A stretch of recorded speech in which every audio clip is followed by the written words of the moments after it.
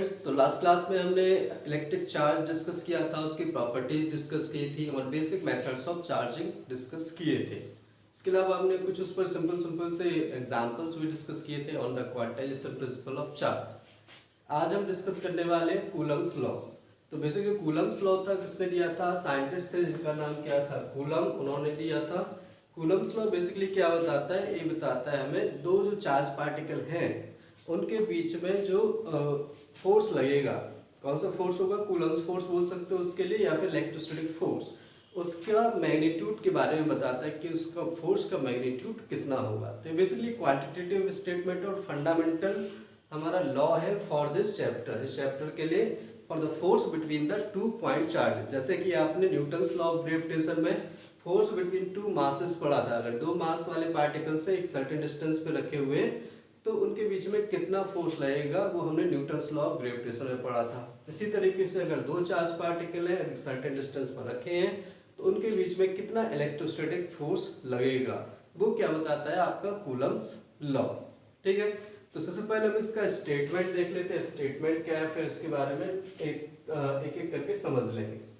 तो इसका स्टेटमेंट क्या बताता है? The magnitude of the force between 2 point charges kept in vacuum of free space at a certain distance is directly proportional to the product of magnitude of charges and inversely proportional to the square of the distance between them, and always acts along the line joining the centers of 2 point charges।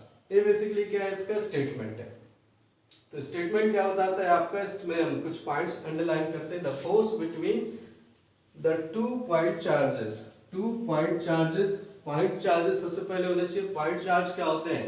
Point charge आपको पता होने चाहिए। Point charge जैसे आपने point object पढ़ा होगा class 11 में। Point object क्या होता है?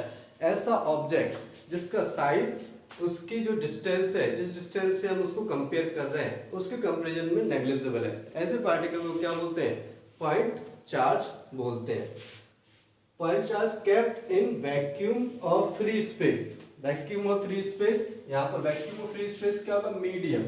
तो यहाँ से क्या पता चलता है कि जो कूलम्स फोर्स होगा वो मीडियम पर भी क्या कर सकता है? डिपेंड करता है। बट ऐसा आपका न्यूटन्स लॉ ऑफ ग्रेविटेशन में नहीं था। At a certain distance is directly proportional to the product of magnitude of charges. Product of magnitude of charges directly proportional to the product of magnitude of charges and inversely proportional to the square of the distance between them।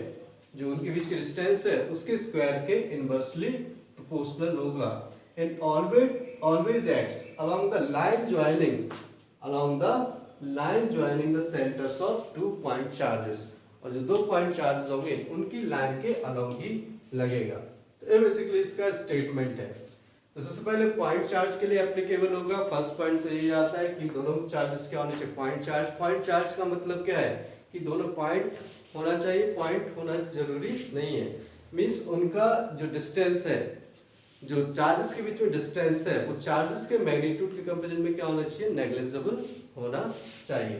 तो उसके लिए आप ये law use कर सकते हो। इसके अलावा वैक्यूम ऑफ फ्री स्पेस में हमने रखा हुआ है, और बाकी तो आपको फोर्स का मैग्नीट्यूड बताता है। तो हम ले लेते हैं 2 पॉइंट चार्जेस ले लेते हैं। इसमें इस तरीके से ले लेते हैं 2 पॉइंट चार्जेस Q1 और Q2। दोनों पॉइंट चार्ज ले लिए Q1 Q2, दोनों को एक सर्टेन डिस्टेंस पर रख दिए। दोनों को सर्टेन डिस्टेंस पे क्या रख दिया? R डिस्टेंस पर। तो इनके बीच में हमें पता है फोर्स लगेगा। कितना फोर्स लगेगा उसका मैग्नीट्यूड देख लेते हैं। Q1 Q2 आपके 2 पॉइंट चार्जेस हो गए। लिख लेते let Q1 Q2 are 2 point charges. 2 point charges हो गए। इनके बीच की डिस्टेंस क्या होगी? R। R इनके बीच की डिस्टेंस होगी। देन मैग्नीट्यूड ऑफ फोर्स क्या लिख सकते हैं इनके बीच में? Magnitude of force, magnitude of force between Q1 and Q2। Q1 और Q2 के बीच में जो फोर्स लगेगा उसको क्या लिख सकते हैं हम, F will be directly proportional to the product of the magnitude of charges. ये क्या होगा, Q1 Q2 के मैग्नीट्यूड के प्रोडक्ट, Q1 Q2 का जो मैग्नीट्यूड होगा उसके प्रोडक्ट के डायरेक्टली प्रोपोर्शनल होगा। ठीक है, इसके अलावा ये क्या होगा, is inversely proportional to the square of the distance between the two charges. ये दो पॉइंट इन्होंने बताया था। ठीक है, फर्स्ट पॉइंट यहाँ पर है product of the magnitude of the charges, और सेकंड पॉइंट क्या है, square of the inverse, square of the distance between them. Inversely proportional, inversely proportional means क्या होगा, नीचे आएगा inversely proportional to the square of the distance between the two charges, दोनों के बीच की डिस्टेंस के स्क्वायर के इनवर्सली प्रोपोर्शनल होगा। ठीक है, ये दो स्टेटमेंट है, इसको हम क्या बोलते हैं, इनवर्स स्क्वायर लॉ बोलते हैं, इनवर्स स्क्वायर लॉ। जहां पर भी कोई लॉ आपका inversely proportional to R square होता है वो इनवर्स स्क्वायर लॉ होता है। सेम आपका ग्रेविटेशन में भी था, वहां पे बस चार्जेस की वजह क्या था, मास था, m1 m2 था, और यहाँ पर क्या था, डिस्टेंस में भी 1/r² था। तो ये बेसिकली इनके स्टेटमेंट का मैथमेटिकल फॉर्म है। इन दोनों स्टेटमेंट को क्या कर लेते हैं, कंबाइन कर लेते हैं। तो यहाँ पर कंबाइन करेंगे दोनों स्टेटमेंट को, तो क्या जाएगा, यहां से हमें पता लग जाएगा कि जो फोर्स है, force F is directly proportional to Q1 Q2 by r²। और इसको और फर्दर प्रोपोर्शनलिटी, अगर हम कॉन्स्ट प्रोपोर्शनलिटी साइन यहाँ से हटाएंगे, प्रोपोर्शनलिटी साइन हटा सकते हैं, तो क्या जाएगा, F will be equal to K Q1 Q2 by r²। फिर K क्या होता है यहाँ पर, प्रोपोर्शनलिटी कांस्टेंट। K क्या होगा, प्रोपोर्शनलिटी कांस्टेंट होता है। K लिख सकते हैं हम, K is proportionality constant. K क्या होता है, प्रोपोर्शनलिटी कांस्टेंट होता है। क्या होता है, प्रोपोर्शनलिटी कांस्टेंट, जो K की जो वैल्यू होता है वो होता है आपका 9 × 10⁹ न्यूटन मीटर स्क्वायर पर कूलम स्क्वायर। K की वैल्यू ये होता है। ठीक है, K की वैल्यू ये आपका रहेगा।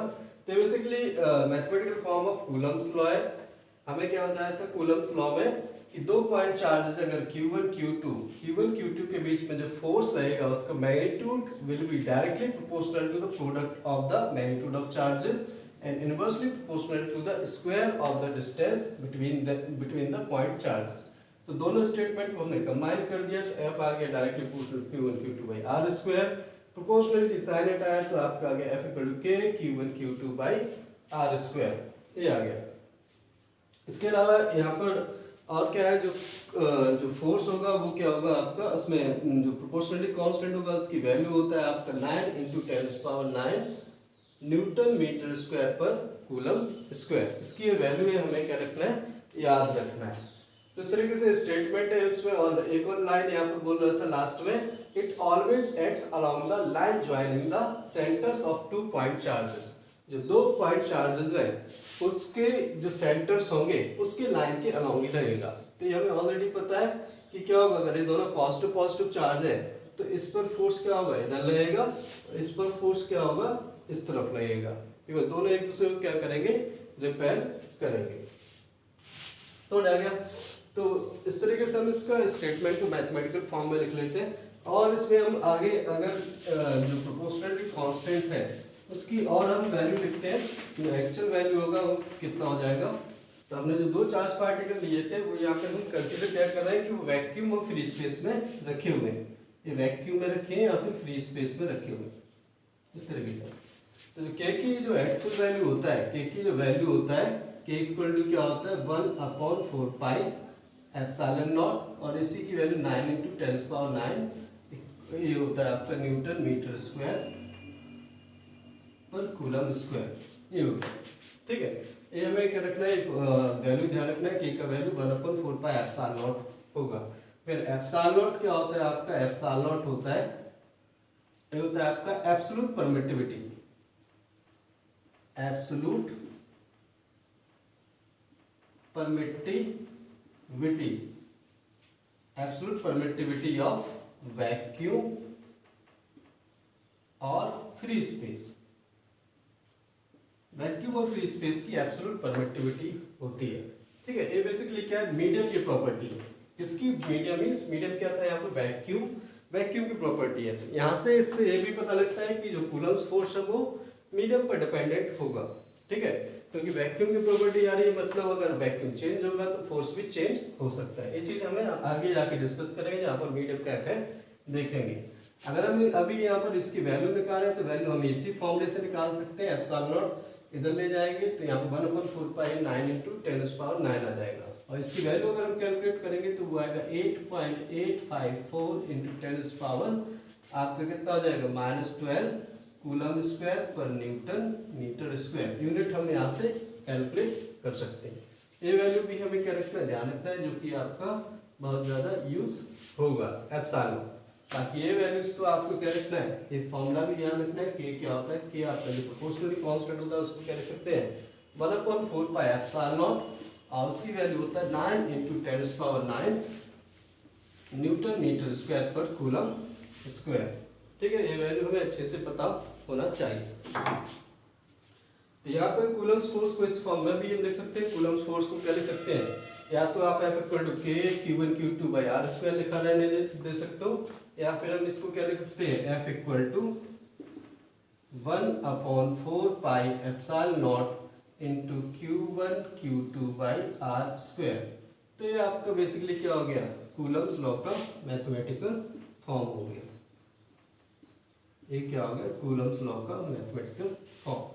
तो कूलम्स लॉ बेसिकली क्या बता रहा है, the magnitude of force between the 2 point charges. 2 point charges लिए थे Q1 Q2, जो एक सर्टेन डिस्टेंस पर है, r डिस्टेंस पर, उनके बीच में जो फोर्स लगेगा, उनके बीच में जो फोर्स लगेगा उसका मैग्नीट्यूड बता रहा है। वो फोर्स क्या होगा, उनके जो चार्जेस है उनके मैग्नीट्यूड के प्रोडक्ट के डायरेक्टली प्रोपोर्शनल होगा, और उनके बीच की डिस्टेंस होगी उसके स्क्वायर के इनवर्सली प्रोपोर्शनल होगा।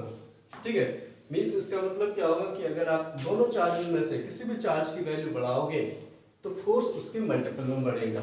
ठीक है, जैसे इस चार्ज की वैल्यू क्या करते हो, डबल करते हो तो भी फोर्स डबल हो जाएगा, इसकी वैल्यू डबल करते हो तो भी फोर्स डबल हो जाएगा। ठीक है, इस चार्ज को हाफ करते हो तो भी फोर्स हाफ हो जाएगा, इसको हाफ करोगे तो भी हाफ हो जाएगा। ठीक है, किसी एक को भी आप चेंज करोगे तो उसके करस्पॉन्डिंग फोर्स चेंज होगा।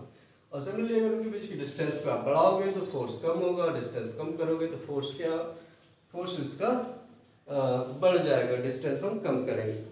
ठीक है, तो इस तरीके से कूलम्स लॉ का ये स्टेटमेंट होता है। अब इस कूलम्स लॉ के बेसिस पे हम क्या कर सकते हैं, हम एक जो चार्ज की यूनिट होता है 1 कूलम, उसको भी हम यहाँ से डिफाइन कर सकते हैं। कैसे डिफाइन करेंगे उसका भी तरीका हम देख लेते हैं, कैसे हमें डिफाइन करना है। तो हम क्या लेते हैं, अगर 1 कूलम चार्ज ले लेते हैं, जैसे 1 कूलम चार्ज कितना होगा, इसी फॉर्मूले से हम डिफाइन कर सकते हैं। ठीक है, जैसे अगर हम क्या लेते हैं, जो चार्ज लेते हैं Q1 = Q2 = 1 कूलम लेते हैं। सपोज हमने दो चार्ज पार्टिकल लिए 1 कूलम, और उनके बीच की जो डिस्टेंस है, डिस्टेंस ले लेते हैं r = 1 मीटर। हमने दो 1 कूलम चार्ज के पार्टिकल लिए और उनके बीच की डिस्टेंस ले ली 1 मीटर। तो यहाँ से फोर्स क्या लगेगा इनके बीच में, इनके बीच में अगर फोर्स कैलकुलेट करेंगे तो F क्या आ जाएगा, ये तो सब 1 हो जाएगा, ये आ जाएगा 1/4 पाई एप्सिलॉन नॉट, यही बचेगा, बाकी सब तो 1 हो गया। और इसकी वैल्यू क्या आएगी, 9 × 10⁻9 न्यूटन। इस फॉर्मूले के अकॉर्डिंग यही आएगा 9 × 10⁻9 न्यूटन। इसकी वैल्यू ऑलरेडी हमें यहाँ पर पता है। तो यहाँ पर 1 कूलम चार्ज को डिफाइन करने का तरीका क्या होगा, इसी तरह डिफाइन कर सकते हैं, if we place 2 point charges of same magnitude at a distance of 1 meter in vacuum or free space such that the force between the charges is 9 × 10⁻9 Newton, then the magnitude of charges is called 1 coulomb। उनका magnitude क्या होगा, 1 coulomb होगा। इस तरीके से हम इसको क्या कर सकते हैं, डिफाइन कर सकते हैं। एक बार फिर से सुन लो, आप नोट कर सकते हैं, if 2 point charges of same magnitude are kept at a distance of 1 meter in vacuum or free space such that the force between them is 9 × 10⁻9 Newton, then the charges are of magnitude 1 coulomb। जो 1 coulomb जो charges होगा उनका magnitude कितना होगा, 1 coulomb होगा। ये आपको अपने से बनाकर इस तरीके से 1 कूलम को लिखना है। समझ आ गया। तो इस तरीके से हम 1 कूलम चार्ज को कूलम्स लॉ के अकॉर्डिंग क्या कर सकते हैं, डिफाइन कर सकते हैं। ठीक है, तो कूलम्स लॉ का बेसिक क्वांटिटेटिव स्टेटमेंट था जो हमें क्या बताता है, 2 पॉइंट चार्जेस के बीच में जो फोर्स लगेगा उसका मैग्नीट्यूड बताता है कि उसका मैग्नीट्यूड क्या होगा। वो मैग्नीट्यूड क्या हो जाएगा, 1/4 pi epsilon naught Q1 Q2 by R square, या इसी को आप के Q1 Q2 by R square भी लिख सकते हो। ठीक है, ये क्या लिख सकते हो, वैसे मैंने बताया था के Q1 Q2 by R square, के की वैल्यू आपको ऑलरेडी वो दिया हुआ है, ऐसे भी लिख सकते हो आसानी के लिए, इस तरीके से भी हम लिख सकते हैं। चलिए, ये क्या हो गया हमारा कूलम्स लॉ। अब हम क्या करते हैं, इसके कूलम्स लॉ की बेसिक जो कैरेक्टरिस्टिक है वो देख लेते हैं कि जो कूलम्स फोर्स है, अब इस फोर्स को क्या बोल रहे हैं हम, कूलम्स फोर्स, उसकी बेसिक कैरेक्टरिस्टिक क्या है, किस टाइप का फोर्स है। ठीक है, इसकी बेसिक क्या देख लेते हैं, characteristics of Coulomb's force. Coulomb's force की कैरेक्टरिस्टिक क्या है। ठीक है, तो इसकी बेसिक कैरेक्टरिस्टिक क्या है आपकी, कूलम्स फोर्स, कूलम्स लॉ भी बोल सकता। सबसे पहला जो कैरेक्टरिस्टिक देख लेते हैं, कूलम्स फोर्स किसके लिए एप्लीकेबल होगा, और कूलम्स फोर्स मींस किसके बीच में लगेगा, चार्जेस के बीच में। ठीक है, कूलम्स फोर्स किसके बीच में लगेगा, it always acts between two point charges.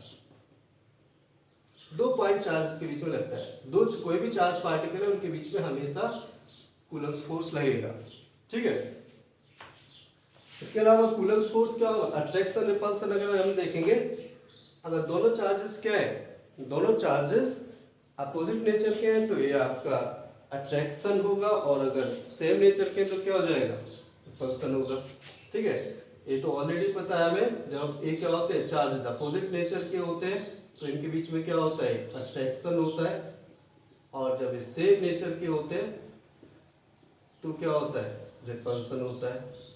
तो इसी तरीके से कूलम्स फोर्स से रहेगा, वो अट्रैक्शन और रिपल्सन प्रॉपर्टी शो करेगा। ठीक है,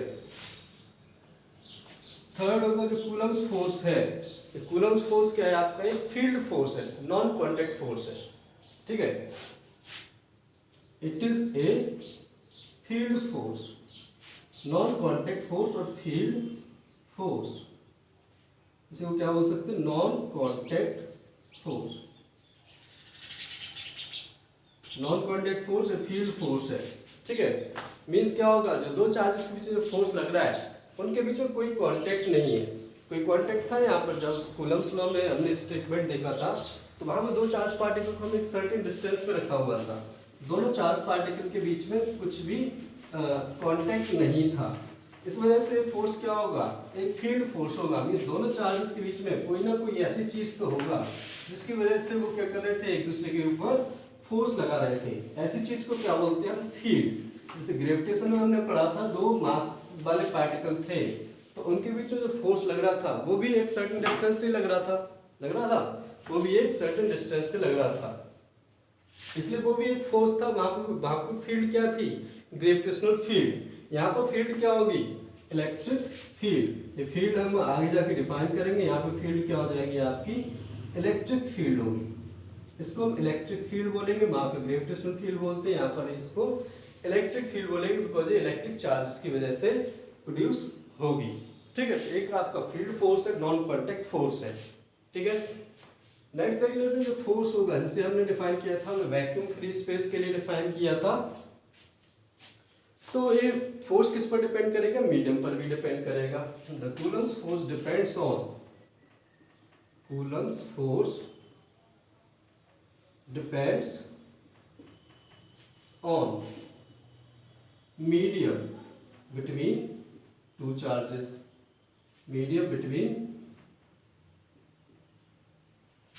टू चार्जेस।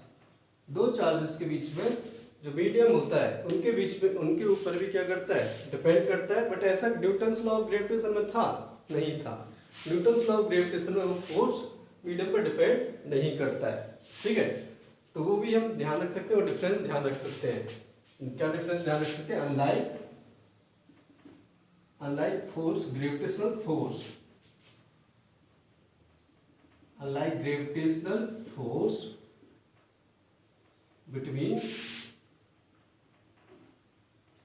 two masses, दो masses है उनके बीच में ग्रेविटेशनल फोर्स है वो मीडियम पर डिपेंड नहीं करता है, बट कूलम्स फोर्स आपका मीडियम पर डिपेंड करेगा।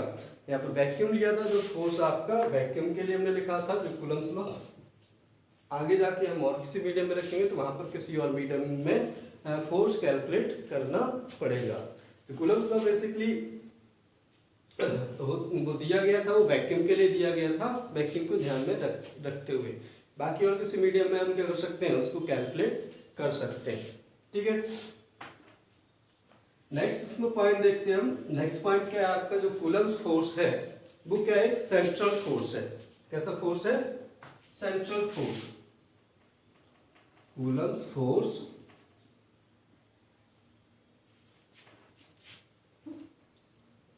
Is a central force. Central force का मतलब क्या होगा, सेंट्रल फोर्स मींस ऐसा फोर्स जो दो चार्ज पार्टिकल की लाइन के अलोंग लगे। ठीक है, जैसे इस टाइप से फोर्स होता है, जैसे Q1 था ये Q2 था, दोनों के बीच में जो फोर्स लग रहा था वो इन्हें दोनों की लाइन के अलोंग लग रहा था। ठीक है, इस टाइप के फोर्स को क्या बोलते हैं, सेंट्रल फोर्स। ऐसा फोर्स जो दो पार्टिकल्स के सेंटर्स को जो ज्वाइन करने वाली लाइन है उसके अलोंग लगे, वो क्या होता है आपका सेंट्रल फोर्स होता है। इसी तरीके से मासेस में भी था, आपने जो ग्रेविटेशनल फोर्स देखा था वहां पे दो मास पार्टिकल रखे हुए थे M1 M2, तो उनके बीच में जो ग्रेविटेशनल फोर्स लग रहा था वो क्या लग रहा था, वो भी क्या लग रहा था, इनके बीच में सेंटर्स के अलोंग लग रहा था, इसलिए ये भी ग्रेविटेशनल फोर्स भी एक सेंट्रल फोर्स था। ठीक है, तो ये भी सेंट्रल फोर्स होता है, और ये आपका जो इलेक्ट्रोस्टैटिक फोर्स है वो भी एक सेंट्रल फोर्स होता है। तो सेंट्रल फोर्स पता होना चाहिए, ऐसा फोर्स जो दो पार्टिकल्स के सेंटर्स को लाइन ज्वाइन करने के अलाउ लगता है उसको क्या बोलते हैं, सेंट्रल फोर्स बोलते हैं। तो इस तरीके से कूलम्स फोर्स हमारा क्या है, एक सेंट्रल फोर्स है। नेक्स्ट देख लेते हैं आपका नेक्स्ट प्रॉपर्टी है इसका, नेक्स्ट कैरेक्टरिस्टिक जो कूलम्स फोर्स है, Coulomb's force is an action reaction pair. Action reaction pair, Coulomb's force एक एक्शन रिएक्शन पेयर। इस कूलम्स फोर्स हमेशा क्या फॉर्म करता है, एक एक्शन रिएक्शन पेयर फॉर्म करता है। मींस क्या होगा, अगर दो चार्ज पार्टिकल है Q1 Q2, दो चार्ज पार्टिकल Q1 और Q2, तो Q1 ने Q2 के ऊपर कितना फोर्स लगाया, F21, और Q2 ने Q1 के ऊपर क्या फोर्स लगाया, F12। F21 का मतलब force on two due to one.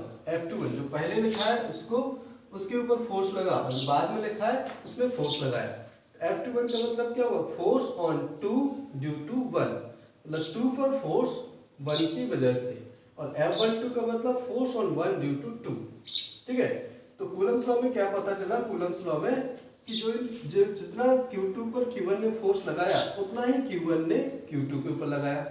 ठीक है, Q2 ने Q1 के ऊपर जितना फोर्स लगाया उतना ही Q1 ने Q2 के ऊपर लगाया।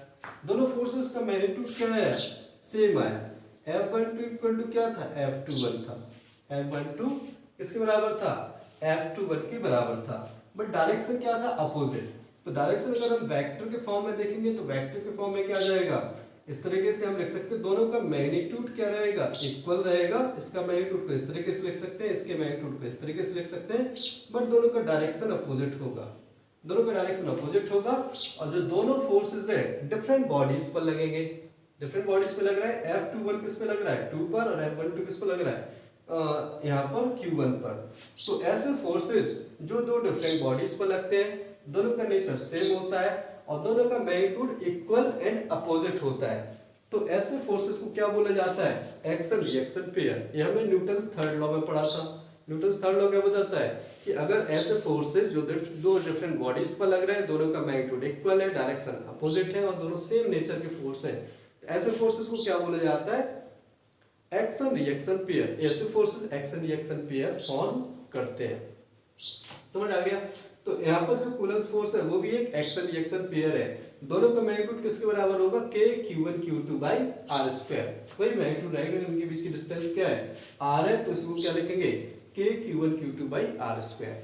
सेम हमारा किसमें था, न्यूटन्स लॉ ऑफ ग्रेविटेशन में भी था। अगर हम क्या देखते हैं, वहां पे दो मास रखे थे m1 m2, तो उनके बीच में जो फोर्स लगता था वो भी इसी तरीके से इसको फॉलो करता था। जैसे इसमें F12 लग रहा है तो यहाँ पे भी F21 लग रहा है, तो यहाँ पे भी ये फोर्सेस क्या थे, आपके न्यूटन्स लॉ ऑफ ग्रेविटेशन में भी एक्शन रिएक्शन पेयर को फॉर्म कर रहे थे। ठीक है, तो न्यूटन्स लॉ ऑफ ग्रेविटेशन के साथ हम यहाँ पे सिमिलरिटी बताते जा रहे हैं। Newton's law of gravitation force था वो भी सेंट्रल फोर्स था, और यहाँ पर क्या था आपका एक्शन रिएक्शन पेयर भी था। बट डिफरेंस क्या था आपका, ग्रेविटेशनल फोर्स आपका मीडियम पर डिपेंड नहीं करता था, बट कूलम्स फोर्स यहाँ पर मीडियम पर डिपेंड करता है। समझ आ गया। इसके अलावा हम क्या देख सकते हैं इसमें, एक और इसमें जो लास्ट एक इम्पॉर्टेंट कैरेक्टरिस्टिक है जो हमारी आगे जाके चैप्टर में यूज होगी। ठीक है, इस चैप्टर में तो उतना ज्यादा नहीं यूज होगा, नेक्स्ट चैप्टर में यूज होगा, पोटेंशियल वाले चैप्टर में। जो सेवेंथ कैरेक्टरिस्टिक है इसका, कूलम्स फोर्स है वो एक कंजर्वेटिव फोर्स है। कूलम्स फोर्स क्या होगा, Coulomb's force is a conservative force. Conservative forces के बारे में आपने 11th में पढ़ा होगा। Conservative force similar to gravitational force. जैसे ग्रेविटेशनल फोर्स हमने पढ़ा था एक कंजर्वेटिव फोर्स होता है, उसी तरीके से कूलम्स फोर्स भी क्या होता है, कंजर्वेटिव फोर्स होता है। कंजर्वेटिव फोर्सेस आपने क्लास 11th में पढ़ा होगा, ऐसे फोर्सेस जिनका जो वर्क डन होता है, जिनका वर्क उनके पाथ पर डिपेंड नहीं करता है। किस पर, पाथ पर डिपेंड नहीं करता है। मींस अगर आपको किसी पार्टिकल को इस किसी इनिशियल पॉइंट से, यहाँ पर इनिशियल पॉइंट से आपको किसी फाइनल पॉइंट एफ तक ले जाना है, आप उसको किस पाथ से ले जा रहे हो, चाहे आप उसको इस पाथ से ले जाओ, ठीक है, जैसे हम चार्ज ले लेते क्यू, चाहे उसको आप इस पाथ से ले जाओ, चाहे आप उसको इस पाथ से ले जाओ, किसी भी पाथ से ले जाओ, उसका जो वर्क डन होगा वो उसके पाथ पर डिपेंड नहीं करेगा। ठीक है, हम इस पाथ से ले जाएं, चाहे इसको इस पाथ से ले जाएं, किसी पाथ से ले जाओ, अगर तीन डिफरेंट पाथ है, फर्स्ट सेकंड और थर्ड, फर्स्ट सेकंड थर्ड, इन तीनों पाथ में जो वर्क डन आएगा, work done in path 1 equal to work done in path 2 equal to work done in path 3। तीनों पाथ में वर्क डन क्या रहेगा, सेम रहेगा। तो ऐसे फोर्सेस जिनका वर्क डन पाथ पर डिपेंड नहीं करता है, वर्क डन पाथ पर डिपेंड नहीं करता है, तो ऐसे फोर्सेस को क्या बोला जाता है, कंजर्वेटिव फोर्स। ठीक है, अगर इसी में हम दूसरी चीज देखें कि अगर हम इनिशियल और फाइनल पॉइंट को सेम कर देते हैं, इनिशियल और फाइनल पॉइंट को सेम कर देते हैं, मींस अगर आप चार्ज पार्टिकल को या किसी पार्टिकल को एक क्लोज पाथ पे घुमाते हो, क्लोज पाथ पे इस तरीके से घुमाकर उसी पॉइंट पर ले जाते हो, इनिशियल और फाइनल पॉइंट यहाँ पे सेम है, तो क्या हो जाएगा, तो यहाँ पे वर्क डन क्या आएगा, work done along the closed path क्या होगा, इक्वल टू 0 आएगा। तो किसी भी कंजर्वेटिव फोर्स का जो वर्क डन होता है अलोंग द क्लोज पाथ वो हमेशा क्या होता है, 0 होता है। ठीक है, तो ऐसा फोर्स जिसका वर्क डन किसी क्लोज पाथ के अलोंग 0 आ रहा है, उस फोर्स को क्या हो जाता है, कंजर्वेटिव फोर्स। तो इसी तरीके से जैसे आपका ग्रेविटेशनल फोर्स एक कंजर्वेटिव फोर्स था, जो हमने क्लास 11th में कंजर्वेशन एनर्जी वगैरह पढ़ा था, वहां पे हमने इसको प्रूव वगैरह भी किया था कंजर्वेटिव फोर्स क्या होते हैं।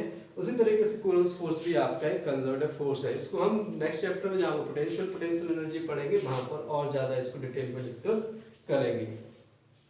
ठीक है, तो बेसिक इसकी क्या होगी, इसमें कैरेक्टरिस्टिक हो गई। अगर हम इसमें जो कूलम्स फोर्स है और थोड़ा सा ग्रेविटेशनल फोर्स है उसमें कंपेरिजन देखेंगे तो हमें पता लग जाएगा कि कौन सा फोर्स ज्यादा स्ट्रॉन्ग है। ठीक है, दोनों फोर्सेस में स्ट्रॉन्ग फोर्स कौन सा होगा।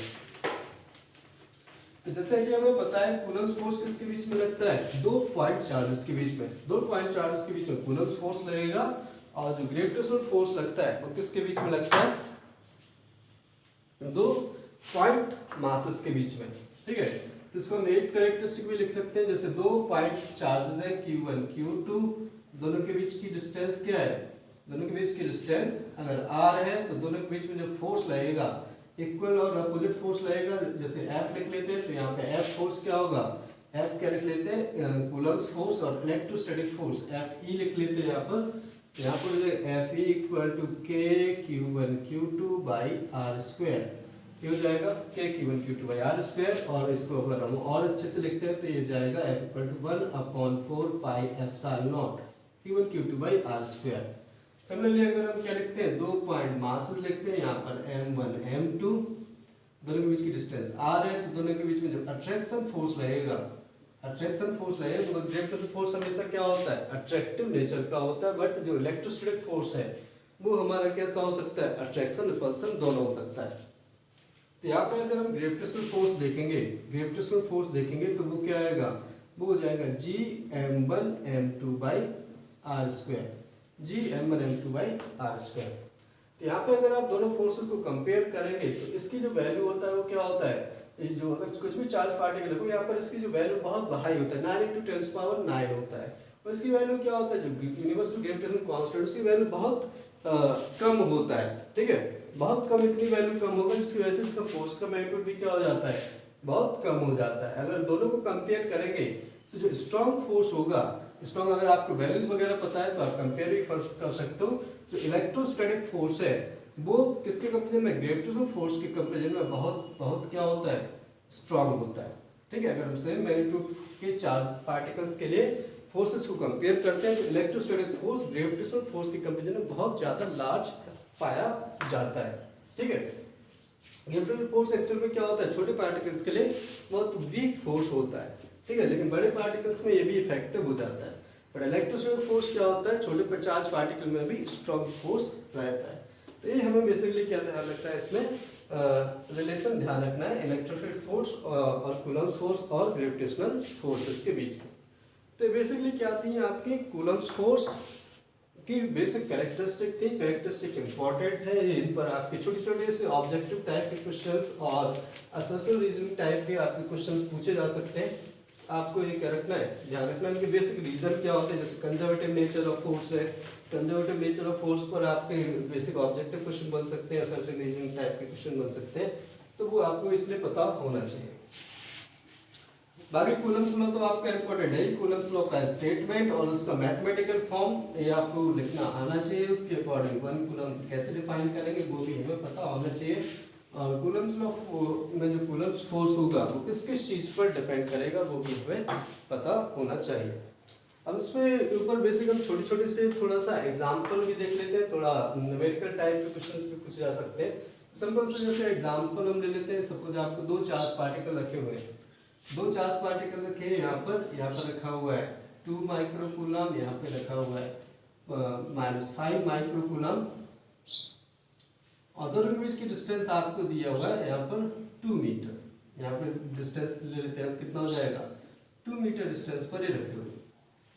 आपसे बोला गया कि इन दोनों के बीच में फोर्स का मैग्नीट्यूड निकालना, मैग्नीट्यूड और डायरेक्शन बताना है। फोर्स वेक्टर क्वांटिटी है, तो जब भी आपसे फोर्स पूछा जाएगा तो फोर्स कैलकुलेट करते टाइम आपको उसका मैग्नीट्यूड और डायरेक्शन दोनों कैलकुलेट करना है।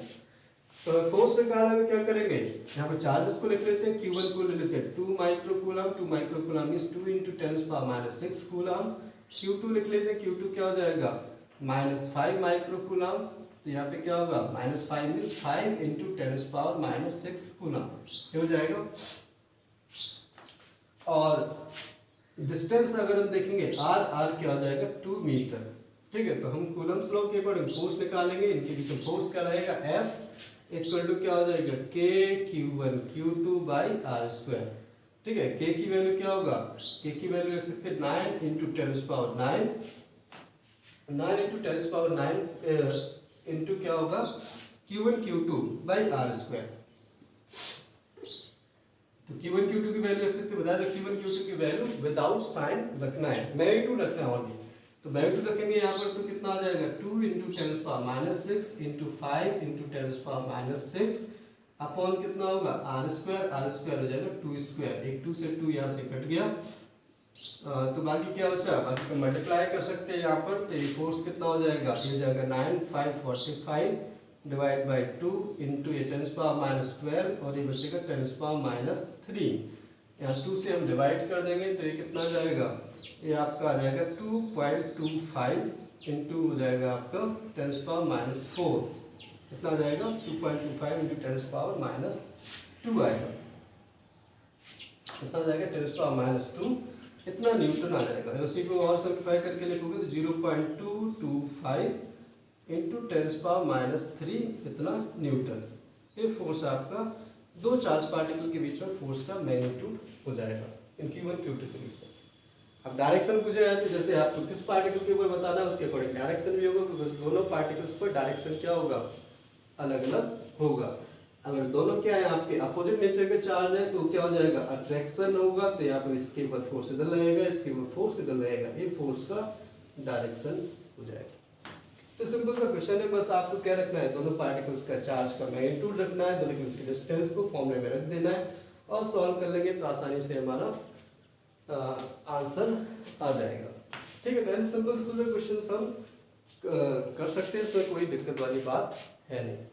ठीक है, अब थोड़ा सा इसमें क्या आएंगे, और भी आपके क्वेश्चन पूछे जा सकते हैं जब आपके और भी जैसे दो से ज़्यादा चार्ज पार्टिकल आएंगे तो वहाँ पर और भी हम क्वेश्चन सॉल्व कर सकते हैं। तो उसके लिए हमारा क्या आता है, एक और इसमें जो प्रिंसिपल आता है, ठीक है, जिसको यूज करके हम और फर्दर क्वेश्चन कर सकते हैं, जिसको बोलते हैं principle of superposition of forces. वो देख लेते हैं, फिर उसके बाद और भी हम क्वेश्चंस करेंगे।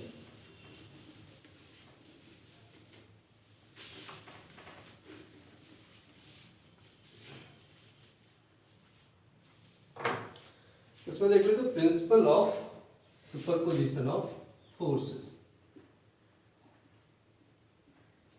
principle of superposition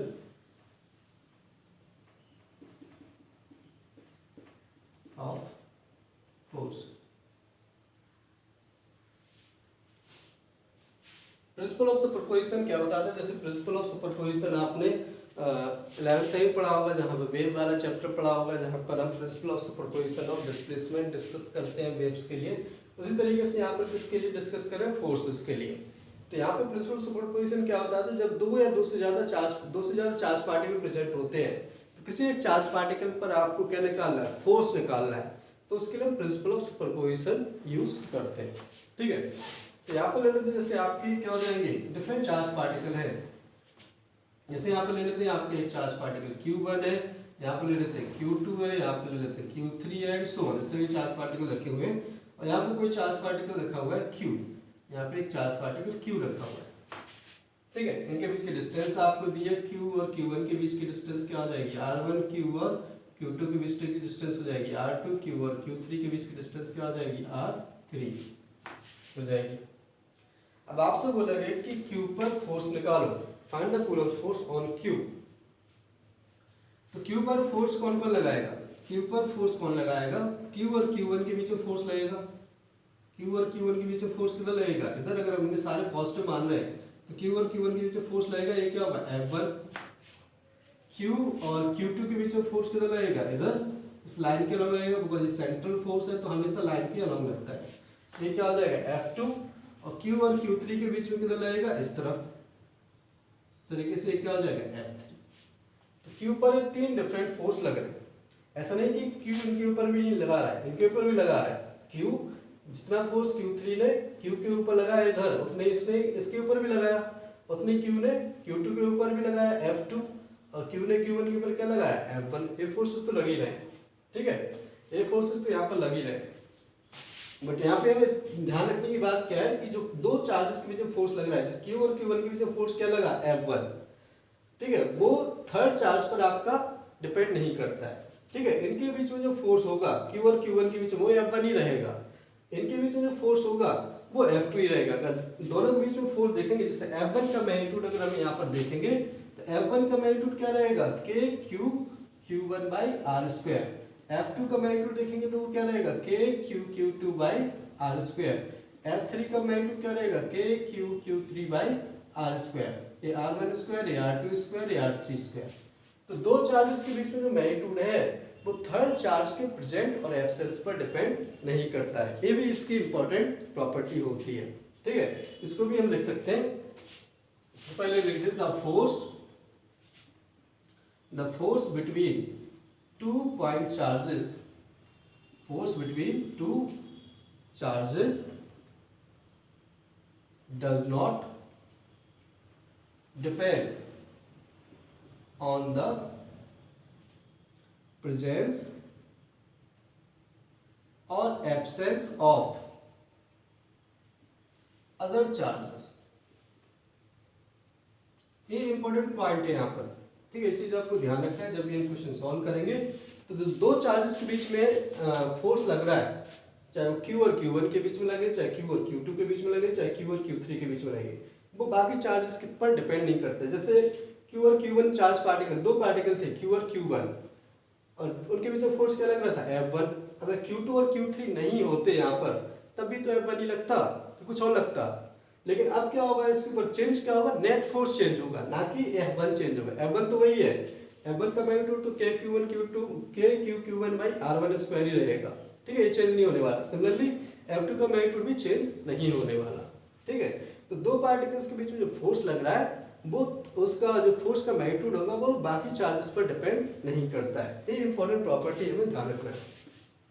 बाकी अगर हम प्रिंसिपल ऑफ सुपरपोजिशन देखेंगे तो प्रिंसिपल ऑफ सुपरपोजिशन क्या होता है, इसके ऊपर जो नेट फोर्स चेंज हो जाएगा। अब नेट फोर्स देखेंगे तो F1, F2 और F3 का रिजल्टेंट होगा। और F क्या है, फोर्स क्या है, वेक्टर क्वांटिटी, तो रिजल्टेंट क्या होगा, रिजल्टेंट क्या होगा, इनका वेक्टर सम। तो अकॉर्डिंग टू सुपरपोजिशन प्रिंसिपल हम क्या लिख सकते हैं, नेट फोर्स यहां पर होगा on charge Q, the net force on अब charge particle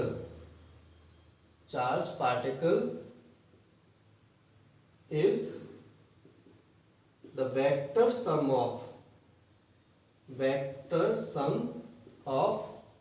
all the forces, vector sum of all the forces acting on the particle। उस पार्टिकल पे जितने भी फोर्स लग रहे हैं उन सब का वेक्टर सम होगा, ठीक है।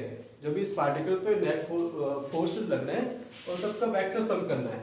मींस इस पर क्या लग रहा है, F1 लग रहा है, F2 लग रहा है, ये सारे डिफरेंट फोर्सेस लग रहे हैं। फोर्सेस को वेक्टर फॉर्म में अगर हम लिखेंगे तो सबका वेक्टर सम आएगा। तो नेट फोर्स क्या हो जाएगा, F नेट लिखेंगे तो ये हो जाएगा F1 और plus F2 plus F3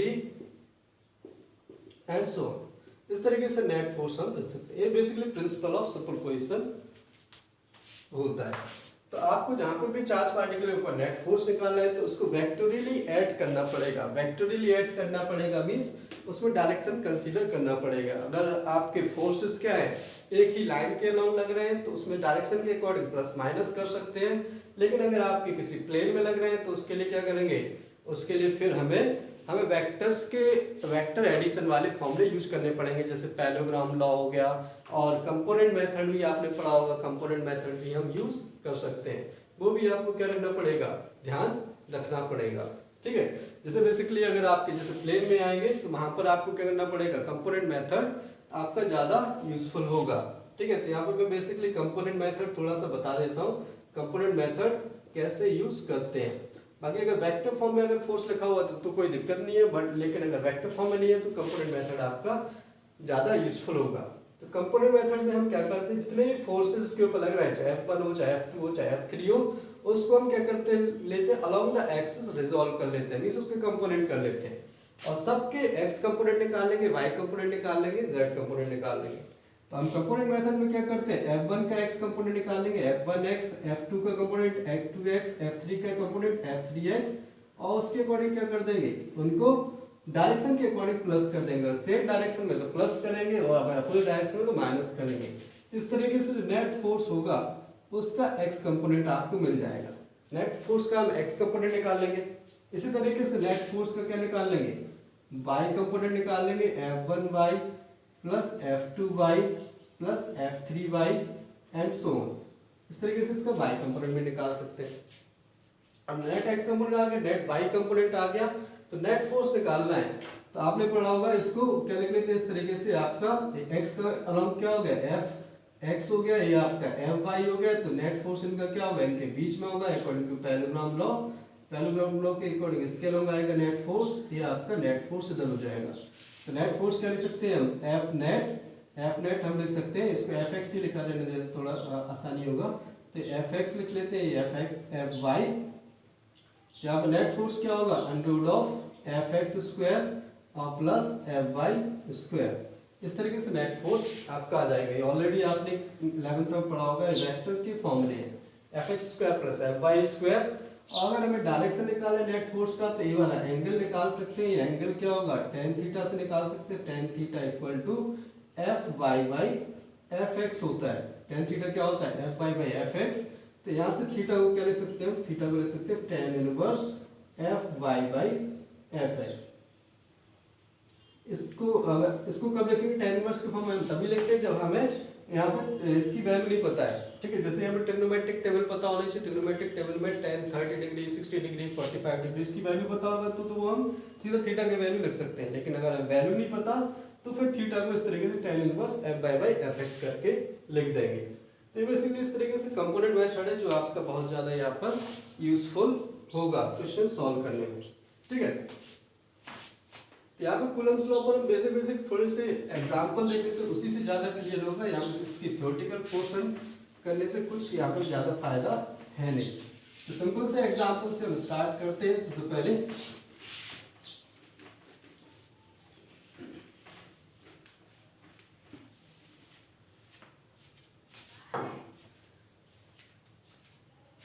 suppose हम ले लेते हैं दो चार्ज पार्टिकल रखे हुए इस तरीके से, दो चार्ज पार्टिकल लाइन के लॉन्ग रखे हुए। सबसे पहले हम लाइन के लॉन्ग ले लेते हैं इस तरीके से। एक यहाँ पर रखा हुआ है, सपोज ये पॉजिटिव चार्ज, ये दोनों चार्ज पार्टिकल क्या पॉजिटिव है। इस तरीके दो पॉजिटिव चार्ज पार्टिकल रखे हुए। एक क्या हो गया 2 माइक्रोकूलम, ये हो गया आपका 3 माइक्रोकूलम या फिर 4 माइक्रोकूलम ले लेते हैं। और दोनों के बीच की डिस्टेंस कुछ ले लेते हैं आपका, सपोज ले लेते हैं 10 मीटर। इनके बीच की डिस्टेंस क्या हो गई 10 मीटर। दोनों के बीच में एक फोर्स लगाओ, एक चार्ज पार्टिकल रखा हुआ है। सेंटर पे देख लेते हैं, दोनों के सेंटर ऊपर यहाँ पे एक और चार्ज पार्टिकल रखा हुआ है 1 माइक्रोकूलम या -1 माइक्रोकूलम। तो चार्ज पार्टिकल रखा है सेंटर्स पर। ओके, ये डिस्टेंस क्या इक्वल है। आपको नेट फोर्स ऑन -1 माइक्रोकूलम निकालना है। इसको क्या ले लो, ए ले लो, इसको बी ले लो। आपको क्या निकालना है, नेट फोर्स। तो पहले निकालना है net force on charge particle at O. जो ओ पर पार्टिकल रखा हुआ है उसके ऊपर नेट फोर्स निकालना है। तो नेट फोर्स निकालने का तरीका क्या होगा, हम क्या करेंगे, किस वजह से फोर्स लग रहा है, किसकी वजह से फोर्स लग रहा है, -1 पर, -1 माइक्रोकूलम पर ये वाला चार्ज पार्टिकल ही फोर्स लगाएगा और -1 माइक्रोकूलम पर ये वाला चार्ज पार्टिकल ही फोर्स लगाएगा 4 माइक्रोकूलम। तो इसकी वजह से फोर्स लिखते हैं, इसकी वजह से फोर्स लिखेंगे और उनका वेक्टर सम हमें करना पड़ेगा। ठीक है, तो सबसे पहले -1 माइक्रोकूलम पर जो 2 माइक्रोकूलम है वो कितना फोर्स लगाएगा, तो वो लिख लेते हैं। इसको क्या लिख लेते हैं, Fa जो इस पर फोर्स लगाएगा, ए इस पर फोर्स किधर लगाएगा, अट्रैक्शन होगा तो Fa इधर लगेगा, इधर तो लगेगा। ए ने ओ के ऊपर किधर फोर्स लगाया, इस तरफ, और ये अट्रैक्शन फोर्स है तो इस तरफ आएगा, नहीं आएगा। तो यहाँ पर Fa लिखेंगे, Fa क्या होगा K Q1 Q2 क्या हो जाएगा, Q1 Q2 इसके लिए Q1 ये लिख सकते हैं 2 × 10⁻⁶। इसके लिए क्या होगा, इसके लिए लिखेंगे Q2 तो इसका क्या आएगा 1 × 10⁻⁶। इतना हो जाएगा अपॉन दोनों के बीच की डिस्टेंस। दोनों के बीच की डिस्टेंस कितनी है 5, तो यहाँ पर 5 का स्क्वायर। ठीक है, यहाँ पर 5 का स्क्वायर हो जाएगा। हम क्या देखते हैं यहाँ पर, इसको सिंप्लीफाई कर सकते हैं। यहाँ पर थोड़ा सा कैलकुलेशन सिंपल करने के लिए इसको 20 मीटर ले लेते हैं, जिससे क्या हो जाएगा 10 स्क्वायर, ये 10 स्क्वायर हो जाएगा। ठीक है, हाफ डिस्टेंस होगा 10 मीटर। तो यहाँ से क्या कर सकते हैं, इसको सॉल्व कर सकते हो, बाकी और सिंप्लीफाई कर सकते हैं। यहाँ पे क्या आ जाएगा, के की वैल्यू भी रख सकते हैं। के की वैल्यू कितना होगा 9 × 10⁻9 इंटू आपका आ जाएगा 2 × 10⁻12 और अपॉन कितना आएगा 10 का स्क्वायर 100। और फर्दर सिंप्लीफाई करोगे आप तो कितना हो जाएगा, ये 18 होगा। यहाँ से कितना बचेगा 18, ऊपर आ जाएगा आपका 12 है, 100 भी ऊपर जाएगा तो 10 पावर कितना हो जाएगा -14। और -14 9 में से -14 जाएगा तो कितना हो जाएगा, ये -14 जाएगा तो कितना बचेगा, ये बचेगा 5। तो 10 पावर -5 होगा, यहाँ पर 10 पावर -5 इस तरीके से बचेगा। ये हो जाएगा 9 × 18 हो गया। यहाँ से 10 पावर -14 -9 क्या होगा -5 बचेगा यहाँ पर। और यहाँ पर 18 है तो इसको भी और से फर्दर सिंप्लीफाई कर देंगे तो इसको क्या लिख सकते हैं 10 पावर -4 और ये 1.8 × 10⁻⁴ इतना न्यूटन फोर्स आएगा। ये क्या हो गया आपका Fa। ठीक है। एफ ए की डायरेक्शन किधर होगा, अलोंग ओ ए, यहाँ पे डायरेक्शन लिखना पड़ेगा, कहां पर होगा ये, अलोंग ओ ए, ओ ए वेक्टर, ओ से ए की तरफ है, ठीक है, ओ से ए की तरफ वेक्टर क्या होगा, इस तरफ, एफ ए हो गया। नेक्स्ट क्या लिखेंगे, एफ बी लिखेंगे, एफ बी क्या होगा, force on O due to B, O पर बी किधर फोर्स लगाएगा, ओ पर बी इस तरफ फोर्स लगाएगा, एफ बी लगाएगा, अपोजिट चार्ज है तो अट्रैक्शन होगा। एफ बी का मैग्नीट्यूड लिखते हैं, एफ बी का मैग्नीट्यूड क्या होगा, के Q1 Q2, तो हो जाएगा आपका 4 into 10⁻⁻6 into 1 into 10⁻⁻6 upon distance क्या होगी इनके बीच की, आर स्क्वायर, आर कितनी है 10, तो इस पर 10 का स्क्वायर, ये हो जाएगा। इसको सिंप्लीफाई कर लेते हैं और तो कितना आ जाएगा ये, फिर से हम सिंप्लीफाई कर लेंगे, मैं डायरेक्टली लिख दे रहा हूँ, इसकी वैल्यू कितनी आ जाएगी, ये आपका 4 आएगा यहाँ पर, और ये बचेगा 10 पावर, तो यहाँ पे जस्ट डबल हो जाएगा फोर्स, बिकॉज यहाँ 2 था, यहाँ पे 4 है, तो 3.6 इंटू 10⁻⁻4 न्यूटन, इतना बचेगा। और इसकी डायरेक्शन क्या होगी, कहाँ पर होगी direction, along O B, O B के अलोंग डायरेक्शन होगी, डायरेक्शन किधर हो जाएगी, ओ बी, ठीक है। तो इस तरीके से क्या आ गया, एफ बी आ गया। अब आपको नेट फोर्स निकालना है, तो नेट फोर्स निकालना है, नेट फोर्स के लिए क्या करेंगे, बड़े फोर्स में से छोटे फोर्स को माइनस कर देंगे। कौन सा बड़ा फोर्स कौन सा है, एफ बी, और एफ ए क्या है, छोटा, एफ बी का मैग्नीट्यूड इतना है, एफ ए का मैग्नीट्यूड इतना है, तो नेट फोर्स की डायरेक्शन क्या होगी, जितना बड़ा फोर्स होगा। तो एफ नेट लिख लेते हैं, F net on O, F net ऊपर लिखेंगे तो वो क्या आएगा, F B minus F A, because F B बड़ा है, F B minus F A minus कर दो, यहाँ पर ये कितना हो गया 1.8 इंटू 10⁻⁻4 न्यूटन, ठीक है। इसके अलावा होगा ये वाला बड़ा था जिसको माइनस कर दिया, और बड़े फोर्स में से छोटे को माइनस किया, इसलिए डायरेक्शन भी बड़े फोर्स की हो जाएगी। तो ये डायरेक्शन क्या होगा, अलोंग ओ ए, ओ ए के अलोंग इसके ऊपर नेट फोर्स लगेगा, तो यहाँ पर नेट फोर्स की डायरेक्शन क्या होगी, इस पर एफ नेट ओ तो इस तरफ हो जाएगी, ठीक है। और उसका मैग्नीट्यूड क्या होगा 1.8 इंटू 10⁻⁻4 न्यूटन।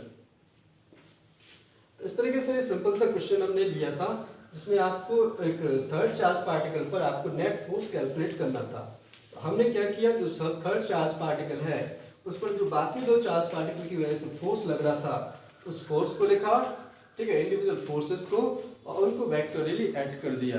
पहले हमने क्या किया, हमें थर्ड चार्ज पार्टिकल क्या था ओ, उस पर फोर्स किसकी वजह से लगेगा, ए की वजह से, ए की वजह से कैसा होगा, अट्रैक्शन फोर्स होगा, तो इस तरफ लगेगा, और उसका मैग्नीट्यूड क्या होगा, के Q1 Q2 दोनों के चार्जेस के प्रोडक्ट आएगा, यहाँ पे मैग्नीट्यूड का प्रोडक्ट आएगा, अपॉन दोनों के बीच की डिस्टेंस क्या थी 10 मीटर, एक मिड पॉइंट था यहाँ पर, तो दोनों के बीच की डिस्टेंस थी 10 मीटर, 10 का स्क्वायर, ये हो गया। और उसकी सबको कैलकुलेट कर लेंगे, के की वैल्यू रख देंगे, तो आपका आ गया 1.8 इंटू 10⁻⁻4 न्यूटन। अब हमने क्या कैलकुलेट किया, यहाँ पर इसके ऊपर फोर्स लग रहा था बी की वजह से, बी की वजह से फोर्स किधर लगेगा, इस तरफ राइट साइड होगा, और इसका मैग्नीट्यूड क्या होगा, ये हो जाएगा एफ बी इक्वल टू के Q1 Q2 अपॉन दोनों के बीच की डिस्टेंस क्या थी 10 का स्क्वायर, और दोनों को इसको सॉल्व कर लेंगे तो एफ बी आ जाएगा 3.6 इंटू 10⁻⁻4 न्यूटन। अब यहाँ इन दोनों में फोर्स कौन सा बड़ा है, इन दोनों एफ बी और एफ ए में एफ बी बड़ा है, एफ बी बड़ा है, और दोनों एक ही लाइन के अलोंग है। जब एक ही लाइन के अलोंग होते हैं और हमें वेक्टोरियली ऐड करना होता है, तो हम क्या कर देते हैं, बड़े वाले फोर्स में से छोटे वाले फोर्स को क्या कर देंगे, माइनस। तो एफ बी बड़ा था, तो नेट फोर्स के लिए हमने F B minus F A कर दिया, F B minus F A किया, तो नेट फोर्स क्या आ गया 1.8 इंटू 10⁻⁻4 न्यूटन। और जिस फोर्स में से माइनस करेंगे उसी की डायरेक्शन नेट फोर्स की डायरेक्शन हो जाएगी। तो नेट फोर्स आपकी किसके अलाउंग होगा, ओ बी के अलाउंग, ओ बी के अलाउंग नेट फोर्स की डायरेक्शन हो जाएगी। समझ आ गया। अब इसी में एक और पार्ट हम देख लेते हैं, और जिससे क्लियर हो जाएगा। आपको नेट फोर्स कैलकुलेट करना है, net force on the charge particle at B. जो चार्ज पार्टिकल बी पर रखा हुआ है उस पर नेट फोर्स क्या होगा, ये भी निकाल सकते हैं। जो चार्ज पार्टिकल बी पर रखा है उस पर नेट फोर्स कितना होगा, कर सकते हैं कैलकुलेट।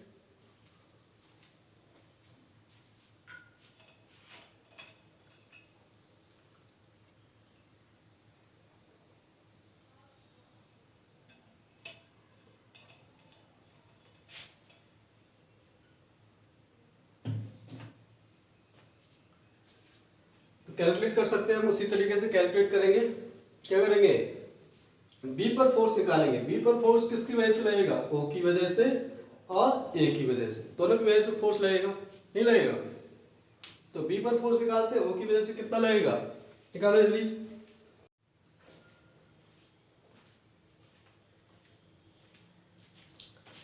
ठीक है, तो बी पर फोर्स किसकी वजह से लगेगा? सबसे पहले ओ की वजह से, चार्ज पार्टिकल एट ओ पर जो चार्ज रखा हुआ उसकी वजह से लगेगा। ओ की वजह से फोर्स इस पर कहाँ लगेगा? ओ की वजह से अगर हम इस पर फोर्स देखेंगे तो नेगेटिव है, पॉजिटिव है, तो यहाँ पर क्या हो जाएगा? अट्रैक्शन होगा। तो force on B due to O, F O इस तरफ होगा, इसकी डायरेक्शन इस तरफ होगा। और अगर ए की वजह से फोर्स देखेंगे, ए सिंगुलर चार्ज है, तो ए की वजह से फोर्स किधर लगेगा? ए की वजह से फोर्स इस तरफ लगेगा। ये क्या हो जाएगा? F A. दोनों की डायरेक्शन में बना लेते हैं, मैग्नीट्यूड लिख लेते हैं। तो force on B due to O, force on B due to O, O ने बी के ऊपर कितना फोर्स लगाया, तो क्या है, कितना फोर्स लगाया? तो के, ये क्या हो जाएगा? के Q1 इंटू Q2, इसमें क्या आएगा? Q1 Q2, तो ये कितना हो जाएगा? 4 into 10⁻⁶, 4 into 10⁻⁶ into 1 into 10⁻⁶ upon R square. R square क्या हो जाएगा? दोनों के बीच की डिस्टेंस, वो क्या हो जाएगा? 10 स्क्वायर। ठीक है, इसकी वैल्यू कितनी आएगी? वही सेम आएगी जो हमारी यहाँ पर आई थी। कितनी आई थी?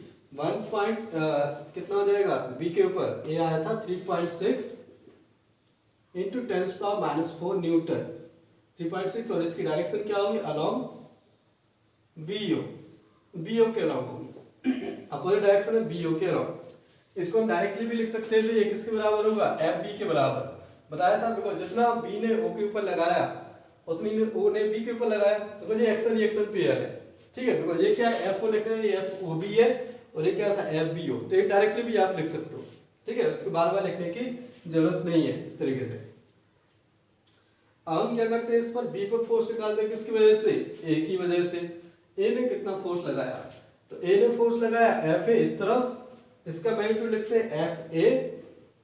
एफ ए का वैल्यू क्या होगा? के।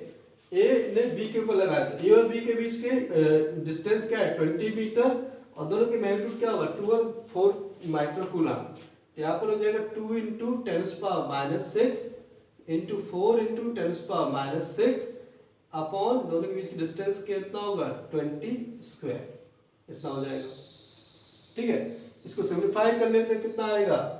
यहाँ से हमारा आ जाएगा 2 to 4 हो जाएगा, 20 स्क्वायर 4 कैंसिल हो जाएगा, तो ये कितना बचेगा? ये बचेगा आपका 9 इंटू 10⁻⁹ इंटू आपका कितना हो जाएगा? ये होगा 2 इंटू 10⁻⁻14, यहाँ से 12 बचेगा और 100 नीचे से आएगा, तो यहाँ पे हो जाएगा 2 इंटू 10⁻⁻14, इतना बच जाएगा यहाँ पर। तो फोर्स कितना आ जाएगा? क्या फोर्स आएगा?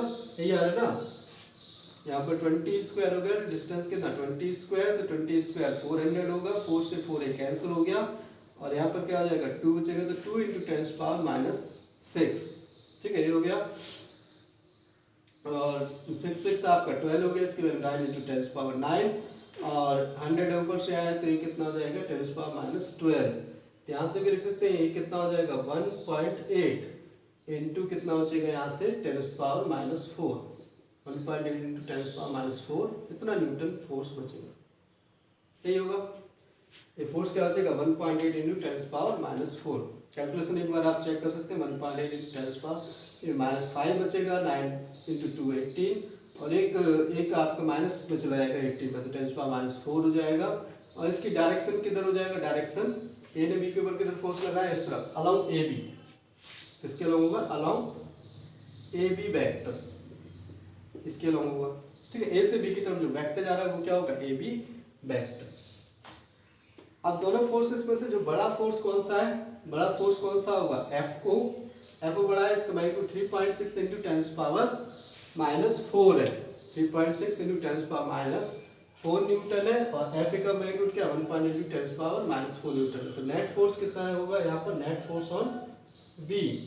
नेट फोर्स ऑन बी के लिए क्या करेंगे? F O minus F A. F O minus F A, F O minus F A कर देंगे, एफ ओ में से ए को माइनस कर सकते हैं, तो ये जाएगा 1.8 इंटू 10⁻⁴ न्यूटन, इतना हो जाएगा। और इसकी डायरेक्शन क्या होगा? अलॉन्ग किसके अलॉन्ग होगा, ए अलॉन्ग किसके अलॉन्ग होगा, ये बी ओ के अलॉन्ग, तो ओ में से हमने माइनस किया, तो इसके ऊपर जो फोर्स लगेगा वो किसके अलॉन्ग लगेगा, बी ओ के अलॉन्ग, मींस ओ की तरफ लगेगा, लेफ्ट साइड इस तरफ फोर्स लगेगा। तो इस तरीके से नेट फोर्स हम कैलकुलेट कर सकते हैं किसी भी चार्ज पार्टिकल पर रिमेनिंग चार्ज पार्टिकल की वजह से। समझ आ गया। रिमेनिंग जो चार्ज पार्टिकल है, नेट फोर्स निकालने के लिए हम सिंपली क्या करेंगे, उस पर जो थर्ड चार्ज पार्टिकल है उस पर जो बाकी चार्ज पार्टिकल की वजह से फोर्स लगेंगे और डायरेक्शन के अकॉर्डिंग ऐड या सब्ट्रैक्ट कर देंगे। जब भी फोर्स कैलकुलेट करोगे आप तो वहां पर आपको डायरेक्शन लिखना नेसेसरी रहेगा, आपके पास फोर्स क्या है, वेक्टर क्वांटिटी है, इसलिए डायरेक्शन इंपॉर्टेंट यहाँ पर हो जाएगा। तो ये सिंपल से हमने क्वेश्चन लिया था जहाँ पे चार्जेस लाइन के अलॉन्ग अरेंज थे। और इसमें नेक्स्ट हम क्वेश्चन कर लेते हैं जिसमें चार्जेस आपके किसी प्लेन में अरेंज होंगे, ठीक है, वहां पर एक्चुअल आपको वेक्टर्स का यूज होगा।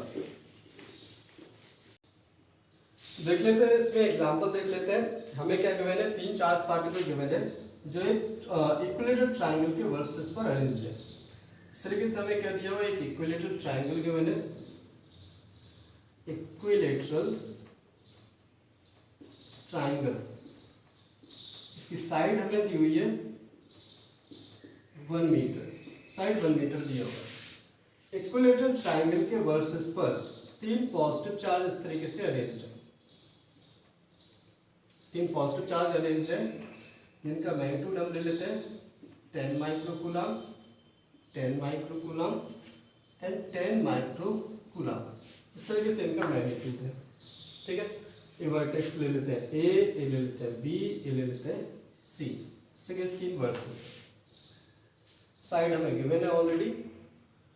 इसका जो सेंट्रॉइड है, इसका सेंट्रॉइड होगा, वहां पर एक थर्ड चार्ज पार्टिकल रखा हुआ है, थर्ड चार्ज पार्टिकल रखा है, पॉजिटिव चार्ज पार्टिकल, जिसकी जो वैल्यू है, इसकी वैल्यू क्या है आपका 1 माइक्रोकूलम।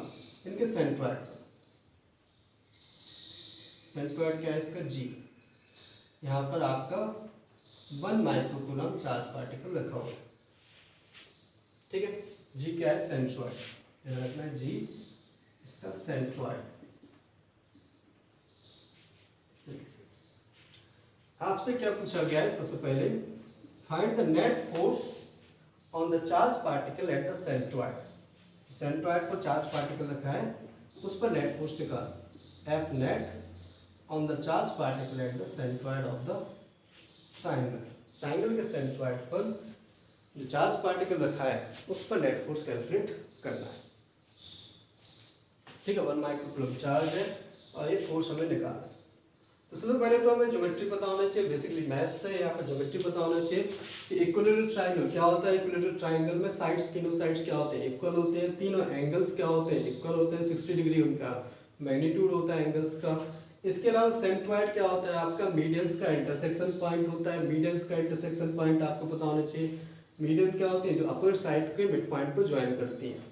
इसके अलावा क्या हो जाएगा, जो ए वाली डिस्टेंस है मीडियन से वर्टेक्स से लेके सेंट्रॉइड की डिस्टेंस क्या होती है, वर्टेक्स से लेके सेंट्रॉइड की डिस्टेंस यहाँ पर जितनी होगी, इक्विलेटरल ट्रायंगल में तीनों डिस्टेंस क्या होती है बराबर, बिकॉज इसमें तीनों सेंटर, जितने भी सेंटर्स होते हैं वो सब एक ही जगह पे होते हैं। बिल्कुल आपका सिमेट्रिक फिगर है, यहीं पर इसका सेंट्रॉइड आएगा, यहीं पर सर्कमसेंटर आएगा, यहीं पे इसका इन सेंटर भी आएगा, ठीक है। तो सारे सेंटर यहीं पर होते हैं, इसलिए ये सारी डिस्टेंस क्या होती है बराबर, ए डिस्टेंस, ए डिस्टेंस, ए डिस्टेंस सब क्या होगी, इक्वल होती है, ठीक है। ये वाली डिस्टेंस क्या होती है, इक्वल होती है, जैसे इसकी साइड्स भी क्या होती है, इक्वल होती है, ठीक है। तो हमारे लिए क्या हो जाएगा, यहाँ पे आसान रहेगा फोर्स कैलकुलेट करना, ठीक है। हम क्या निकालते हैं, फोर्स निकालते हैं सबकी वजह से। तो जी पर जो फोर्स लगाएगा, कौन लगाएगा, ए वाला भी लगाएगा, बी वाला भी लगाएगा, सी वाला भी लगाएगा, ठीक है। हम सबकी वजह से फोर्सेस लिखते हैं और उसके अकॉर्डिंग डायरेक्शन बनाते जाते हैं, ठीक है। तो यहाँ पर सबसे पहले किसकी वजह से लिखते हैं, फोर्स ड्यू टू ए। अब ए की वजह से फोर्स लिखेंगे एफ ए, एफ ए।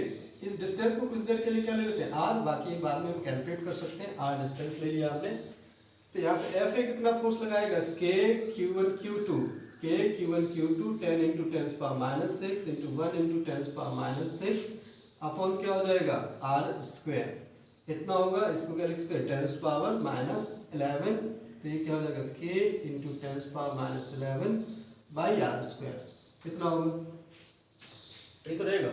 इतना ही फोर्स बी की वजह से भी लगेगा और इतना ही फोर्स सी की वजह से लगेगा। तो तीनों फोर्सेस का मैग्नीट्यूड तो सेम है। एफ ए इक्वल टू क्या लिख सकते हैं, F B equal to F C, इसको क्या लिख सकते हैं, एफ लिख लेते हैं।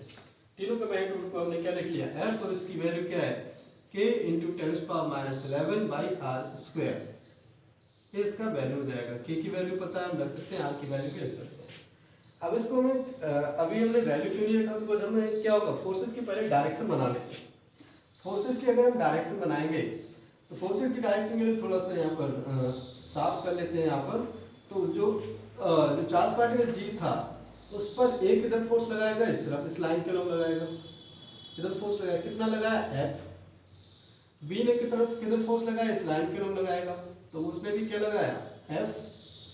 और सी ने किधर फोर्स लगाया, इस लाइन के लोग लगाया, तो उसने भी कितना लगाया, एफ। ये फोर्स लगा, ये तीनों फोर्स आ गए। अब तीनों फोर्सेस की डायरेक्शन क्या है, अलग अलग। तीनों फोर्सेस की डायरेक्शन अलग अलग है, तो हमें क्या करना पड़ेगा, यहाँ पे वेक्टर मेथड यूज करना पड़ेगा, वेक्टर को कंपोनेंट मेथड यूज करना पड़ेगा। बिकॉज फोर्स हमारा क्या है, यहाँ पे मैग्नीट्यूड ही पता है, हमें वेक्टर फॉर्म में नहीं है। तो इनके बीच में सबसे पहले हमें क्या पता होना चाहिए, एंगल्स पता होना चाहिए। एंगल पता होगा तभी तो सॉल्व कर पाएंगे। तो हमने बताया था कंपोनेंट मेथड में हम क्या करते हैं, कंपोनेंट मेथड में हम वेक्टर्स को परपेंडिकुलर हॉरिजॉन्टल कंपोनेंट में अलोंग द एक्सिस रिजॉल्व कर लेते हैं। ठीक है, तो यहाँ पे एंगल्स अगर हम देखेंगे तो एंगल्स सबसे पहले पता होना चाहिए। हमें बताया कि ये पूरा 60 है, ये 30 डिग्री होगा, ये वाला एंगल कितना होगा, 60 डिग्री, ये 60 डिग्री है। ठीक है, सिमिलरली ए वाले एंगल भी क्या होगा, 60 होगा। सिमेट्री से बता सकते हो, ए वाला भी 60 होगा, ए वाला भी 60 होगा, ए वाला भी 60, तो ए वाला भी 60। ये सारे 60 डिग्री एंगल्स है। ठीक है, तो यहाँ से हम इस तरीके से लिख सकते हैं। तो इसको कंपोनेंट हमें करना है, तो यहाँ पर बना लेते हैं हम थोड़ा सा बड़ा फिगर वाला डाल लेते हैं, जिससे हमें ज़्यादा क्लियर होगा। ये आपका पॉजिटिव चार्ज हो गया, और यहाँ पर ये क्या थी, वर्टिकल लाइन ले लेते हैं, यहाँ पर एक हॉरिजॉन्टल लाइन ले लेते हैं। इसके अलावा आपके फोर्सेस लग रहे हैं, और यहाँ पर आपका एक फोर्स लग रहा था एफ, इसके ऊपर फोर्स एक एफ इधर लग रहा है, और इसके ऊपर फोर्स क्या लग रहा था, एक इधर। ये तीनों एफ फोर्स लग रहे हैं। ठीक है, अब तीनों के बीच में एंगल पता था हमें, ए वाला एंगल पता था, ये 60 है, ये कितना था, 60 डिग्री, ये वाला 60 डिग्री, और बाकी इधर वाले एंगल्स भी क्या रहते हैं, 60 डिग्री। उससे तो मतलब नहीं है, ये तो हॉरिजॉन्टल हो गया, हॉरिजॉन्टल वर्टिकल, ये एक्स हो गया, और ये क्या हो गया, वाई हो गया। इस तरह से ले लिया, और ये चार्ज पार्टिकल जी हो गया। यहाँ पे जी पर चार्ज पार्टिकल रखा हुआ था 1 माइक्रो कूलम। अब हमें क्या करना है, फोर्सेस के कंपोनेंट्स करना है। तो कंपोनेंट करेंगे एक्स और वाई डायरेक्शन में, एक्स और वाई एक्सिस के अलोंग कंपोनेंट्स करेंगे। तो ए वाला फोर्स तो ऑलरेडी वाई डायरेक्शन के अलोंग है, इसका कंपोनेंट करने की जरूरत नहीं है। इसका कंपोनेंट कर सकते हैं, इसका कंपोनेंट करेंगे। अब ए वाला एंगल क्या होता है, 90 है, 60 डिग्री है, तो ऑटोमेटिकली 30 डिग्री होगा। 60 डिग्री है तो 30 डिग्री इस तरीके से हो जाएगा। तो इस एफ का इधर कंपोनेंट करेंगे, इस एफ का इधर कंपोनेंट क्या आएगा, बताया था, जिससे क्या होता है, कोई भी फोर्स जिस एक्सिस से एंगल बनाता है उसके अलग कंपोनेंट क्या होता है, उसका कॉस कंपोनेंट। तो इसके अलग होगा एफ कॉस 60, और दूसरा वाला कंपोनेंट क्या होता है, एफ साइन 60। एफ कॉस 60 हो गया, एफ साइन 60। सिमिलरली इसका करेंगे तो इधर क्या हो जाएगा, एफ साइन 60, और इस तरफ क्या होगा, एफ कॉस 60। तो इसी को लिख लेते हैं, दोनों एक ही डायरेक्शन में, तो प्लस हो जाएंगे 2f cos 60। यही होगा। 2f cos 60 क्यों लिखा, because इसका भी f cos 60 और इसका भी f cos 60, दोनों एक ही डायरेक्शन में आ गए। f cos 60 इसका और f cos 60 इसका, कितना हो गया, 2f cos 60, एक ही डायरेक्शन में। अब क्या निकाल लेते हैं, net x component. Net x component निकालेंगे। Net x component, x direction के लोग कौन कौन से फोर्सेस हैं, इधर लग रहा है f sin 60, और इस तरफ क्या लग रहा है, f sin 60। अपोजिट डायरेक्शन में तो माइनस हो जाएंगे। तो नेट x कंपोनेंट क्या आया, 0। x कंपोनेंट कितना आया, 0। नेट y कंपोनेंट निकाले थे, इसको fx ही लिख लेते हैं, fx net x component. Next क्या होगा, fy कंपोनेंट लिख लेते हैं, fy, इसको नेट फोर्स ही लिखा रहने दो, बिकॉज f हमने ऑलरेडी इसको फोर्स को लिया हुआ है। नेक्स्ट लिख लेते हैं एफ नेट वाई, वाई के लोग नेट फोर्स क्या होगा, ऊपर कितना फोर्स लग रहा है, 2f cos 60, ऊपर फोर्स लग रहा है 2f cos 60, और नीचे लग रहा है f cos 60 की वैल्यू रख देते हैं हम। cos 60 की वैल्यू क्या होगा 1/2 माइनस एफ, 2 से 2 कट गया, एफ माइनस एफ क्या होगा, ए बी फोर्स क्या आ गया 0। तो उसका नेट एक्स कंपोनेंट भी 0 आ गया, नेट वाई कंपोनेंट भी 0 आ गया। तो नेट फोर्स क्या होगा, नेट फोर्स क्या होगा एफ नेट, एफ नेट भी क्या होगा, जब उसका कंपोनेंट ही 0 है फोर्स भी 0 होगा, ठीक होगा। नेट फोर्स क्या था हमारा एक्स कंपोनेंट का स्क्वायर प्लस वाई कंपोनेंट का स्क्वायर, जब दोनों 0 है तो नेट फोर्स क्या होगा 0। तो इसका मतलब सेंट्रॉइड पर चार्ज पार्टिकल है उस पर फोर्स क्या रहेगा 0 रहेगा। समझ आया, उस पर फोर्स क्या आएगा 0। समझ आ गया। कैलकुलेट करने का तरीका पहले पता होना चाहिए। तो कैलकुलेट करने के लिए हमने सबसे पहले तीनों चार्ज पार्टिकल थे जो ए बी और सी, ए की वजह से फोर्स लिखा, बी की वजह से फोर्स लिखा, सी की वजह से फोर्स लिखा, उनको डायरेक्शन वेक्टर के अकॉर्डिंग बना लिया। अब तीनों फोर्सेस का डायरेक्शन क्या था डिफरेंट था, तो फिर हमने उसको सॉल्व करने के लिए हमने क्या किया उनका वेक्टर मेथड यूज किया। वेक्टर एडिशन करना पड़ेगा हमें, वेक्टर एडिशन के लिए हमने क्या किया कंपोनेंट मेथड यूज किया। तो सबसे पहले तो हमने एंगल्स पता किए, एंगल्स क्या है उनके बीच में, एंगल्स क्या थे हमारे 60 इक्विलेटरल ट्रायंगल था तो इसका एंगल पता चल गया ये 60 डिग्री होगा, ये 60 डिग्री होगा, बोले 30 डिग्री है तो ये 60 हो जाएगा। तो बोले एक परपेंडिकुलर लाइन होगी यहाँ पर ये 90 रहेगा, ठीक है, ये भी 60 होगा, ये 30 था ये 60 हो जाएगा। और ये वाला फोर्स ऑलरेडी वाई डायरेक्शन में था तो इनके हमने कंपोनेंट कर लिए, जिससे कोई भी वेक्टर जिससे एंगल बनाता है कॉस कंपोनेंट होता है और दूसरा वाला साइन कंपोनेंट होता है। तो इस तरीके से साइन कंपोनेंट आ गया, इस तरफ भी इसका साइन कंपोनेंट आ गया और इधर इसके कॉस कंपोनेंट है जो ऐड हो गए।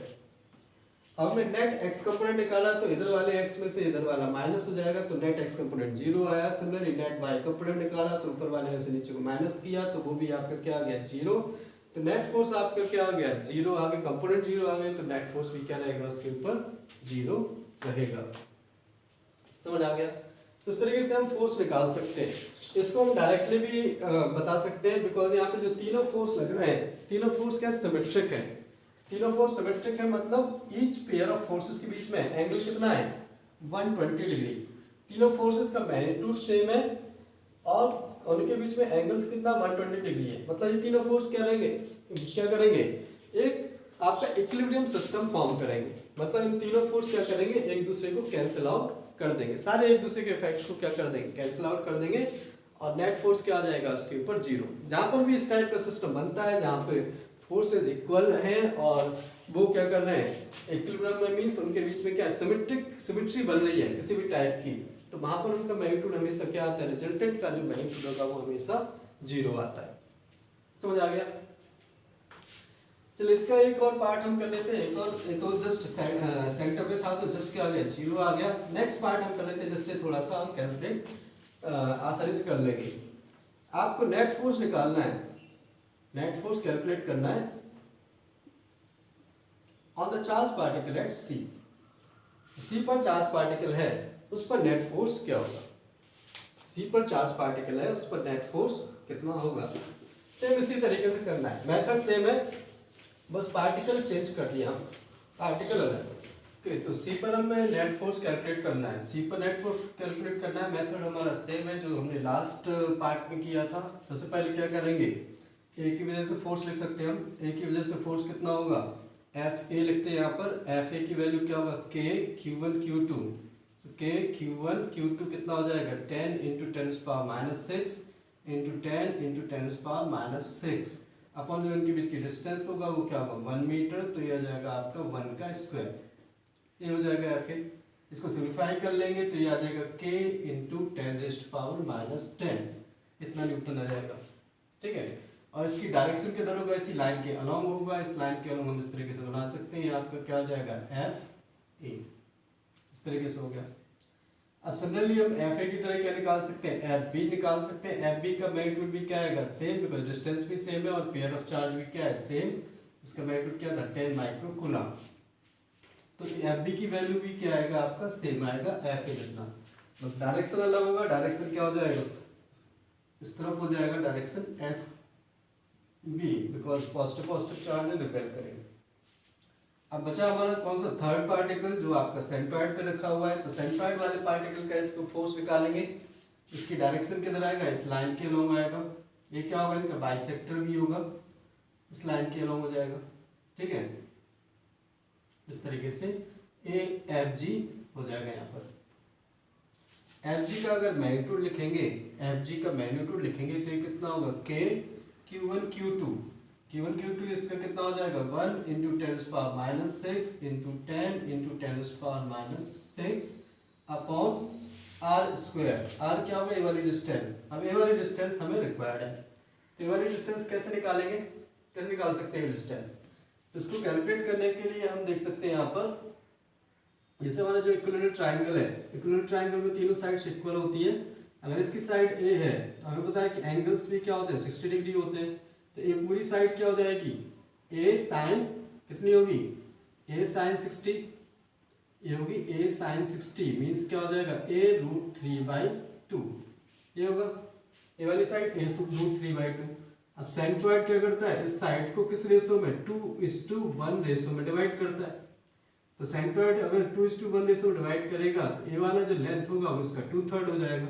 तो 2/3 हो जाएगा तो इसको क्या लिख सकते हैं, ये क्या लिख सकते हैं 2/3 ऑफ कितना a√3/2। तो 2 से 2 कैंसिल हो गया तो क्या बचा a/√3।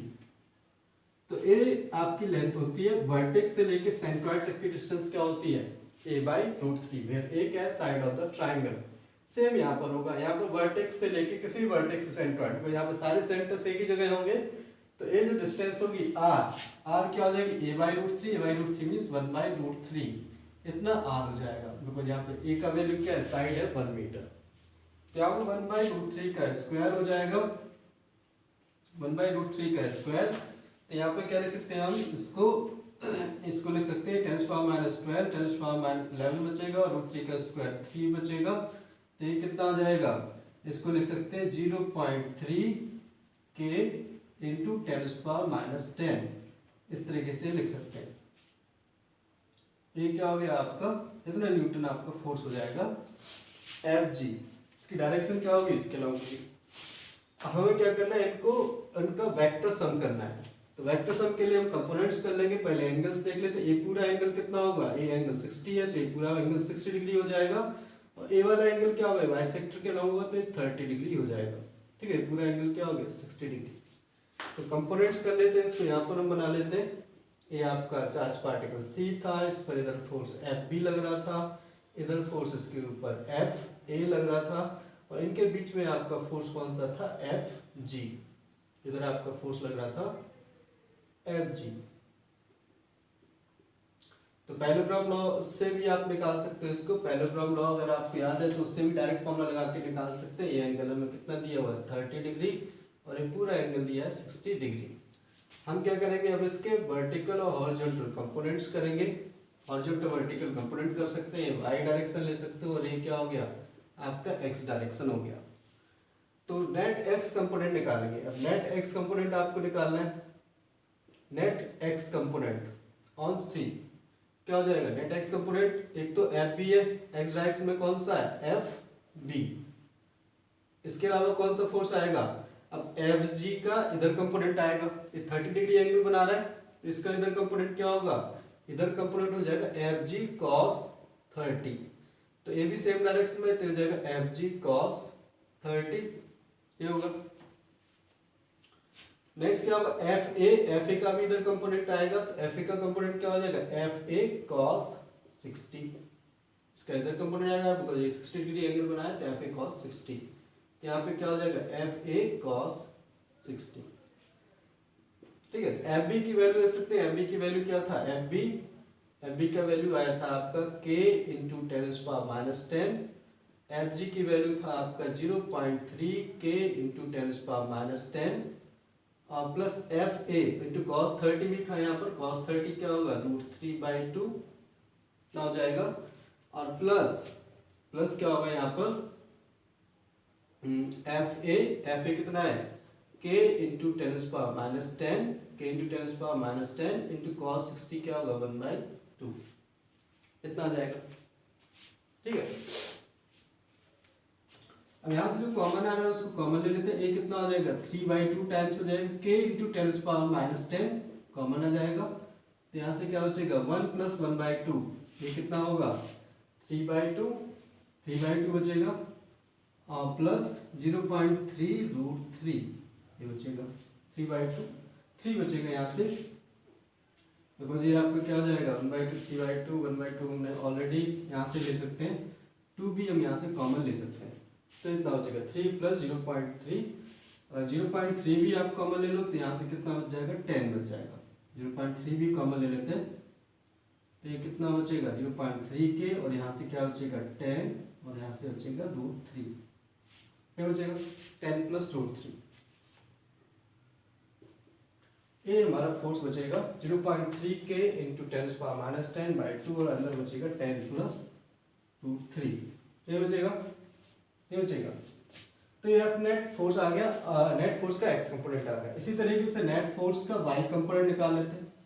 वाई कंपोनेंट निकालेंगे, वाई कंपोनेंट क्या आएगा, वाई डायरेक्शन में एफ बी का तो कोई कंपोनेंट है नहीं, एफ ए का कंपोनेंट इधर आएगा, एफ ए का इधर कंपोनेंट क्या आएगा F A sine 60, F A sine 60 तो एफ ए साइन 60 हो जाएगा यहाँ पर एफ ए साइन 60। इसके अलावा एफ जी का वाई कंपोनेंट आएगा एफ जी साइन 30 तो हो जाएगा एफ जी साइन 30 इस तरीके से हो जाएगा। एफ ए साइन 60 हो गया, एफ जी साइन 30 हो गया, दोनों का वैल्यू रख देते हैं। एफ ए का वैल्यू कितना था, एफ ए का वैल्यू आपका यही था कि इंटू 10⁻⁻10 इंटू साइन 60 की वैल्यू क्या था √3/2। एफ जी का वैल्यू क्या था, एफ जी का वैल्यू था आपका 0.3 के इंटू 10⁻�10 और साइन 30 की वैल्यू हो जाएगी 1/2। फिर से यहाँ से जो भी कॉमन आ रहा है उसको कॉमन ले लेते हैं। 0.3 के इंटू 10⁻⁻10 अपॉन 2 इतना कॉमन ले लेते हैं। 0.3 के इंटू 10⁻⁻10 अपॉन 2 यहाँ से क्या बचेगा, यहाँ से बच जाएगा आपका कितना हो जाएगा ये क्या बचेगा 0.3 के रहने दो, यहाँ से पहले ही कॉमन ले लेते हैं। ये आपका क्या आ जाएगा के इंटू 10⁻⁻10 यहाँ से बचेगा √3 प्लस 0.3 √3 प्लस 0.3 ये बच जाएगा। 3 को हम क्या लिख देते हैं, अगर यहाँ से 3/10 लिख देते हैं, 3 को यहाँ से 3/10 लिख देते हैं और √3 को कॉमन ले लेते हैं, √3/10 को कॉमन ले लेते हैं, √3/10 को क्या ले लो कॉमन तो कितना बच जाएगा यहाँ से। इसको इस तरीके से लिख सकते हैं √3 एलसीएम लोगे अगर तो ये क्या बचेगा 10√3 हो जाएगा, √3 को कॉमन ले लेंगे तो √3 को कॉमन लेंगे तो ये कितना आ जाएगा, यहाँ से √3 बच जाएगा और इस तरीके से लिख सकते हैं हम √3 कॉमन ले लिया हमने तो यहाँ से √3/10 बचेगा, √3 के इंटू 10⁻⁻10 अपॉन 2 बच जाएगा, अपॉन 2 बचेगा यहाँ से, ठीक है। और यहाँ से क्या लिख सकते हैं इसको 2 और 10 भी कॉमन ले लेते तो ये 20 हो जाएगा और यहाँ पर वही सेम 10 प्लस √3 ये बच जाएगा, ठीक है। इतना बचा, इसको भी इसी फॉर्म में लिख लेते 3k/20 लिख लेते हैं, ये भी इसी फॉर्म में आ गया। तो नेट एक्स कंपोनेंट आ गया, नेट वाई कंपोनेंट आ गया, कैलकुलेशन आप चेक कर सकते हो थोड़ा सा। बस हमें क्या करना है, अब नेट फोर्स कैलकुलेट करना है। नेट फोर्स कैलकुलेट करने के लिए क्या करेंगे, फॉर्मूला लगा देंगे। क्या फॉर्मूला लगाएंगे नेट फोर्स का, नेट फोर्स क्या हो जाएगा एफ नेट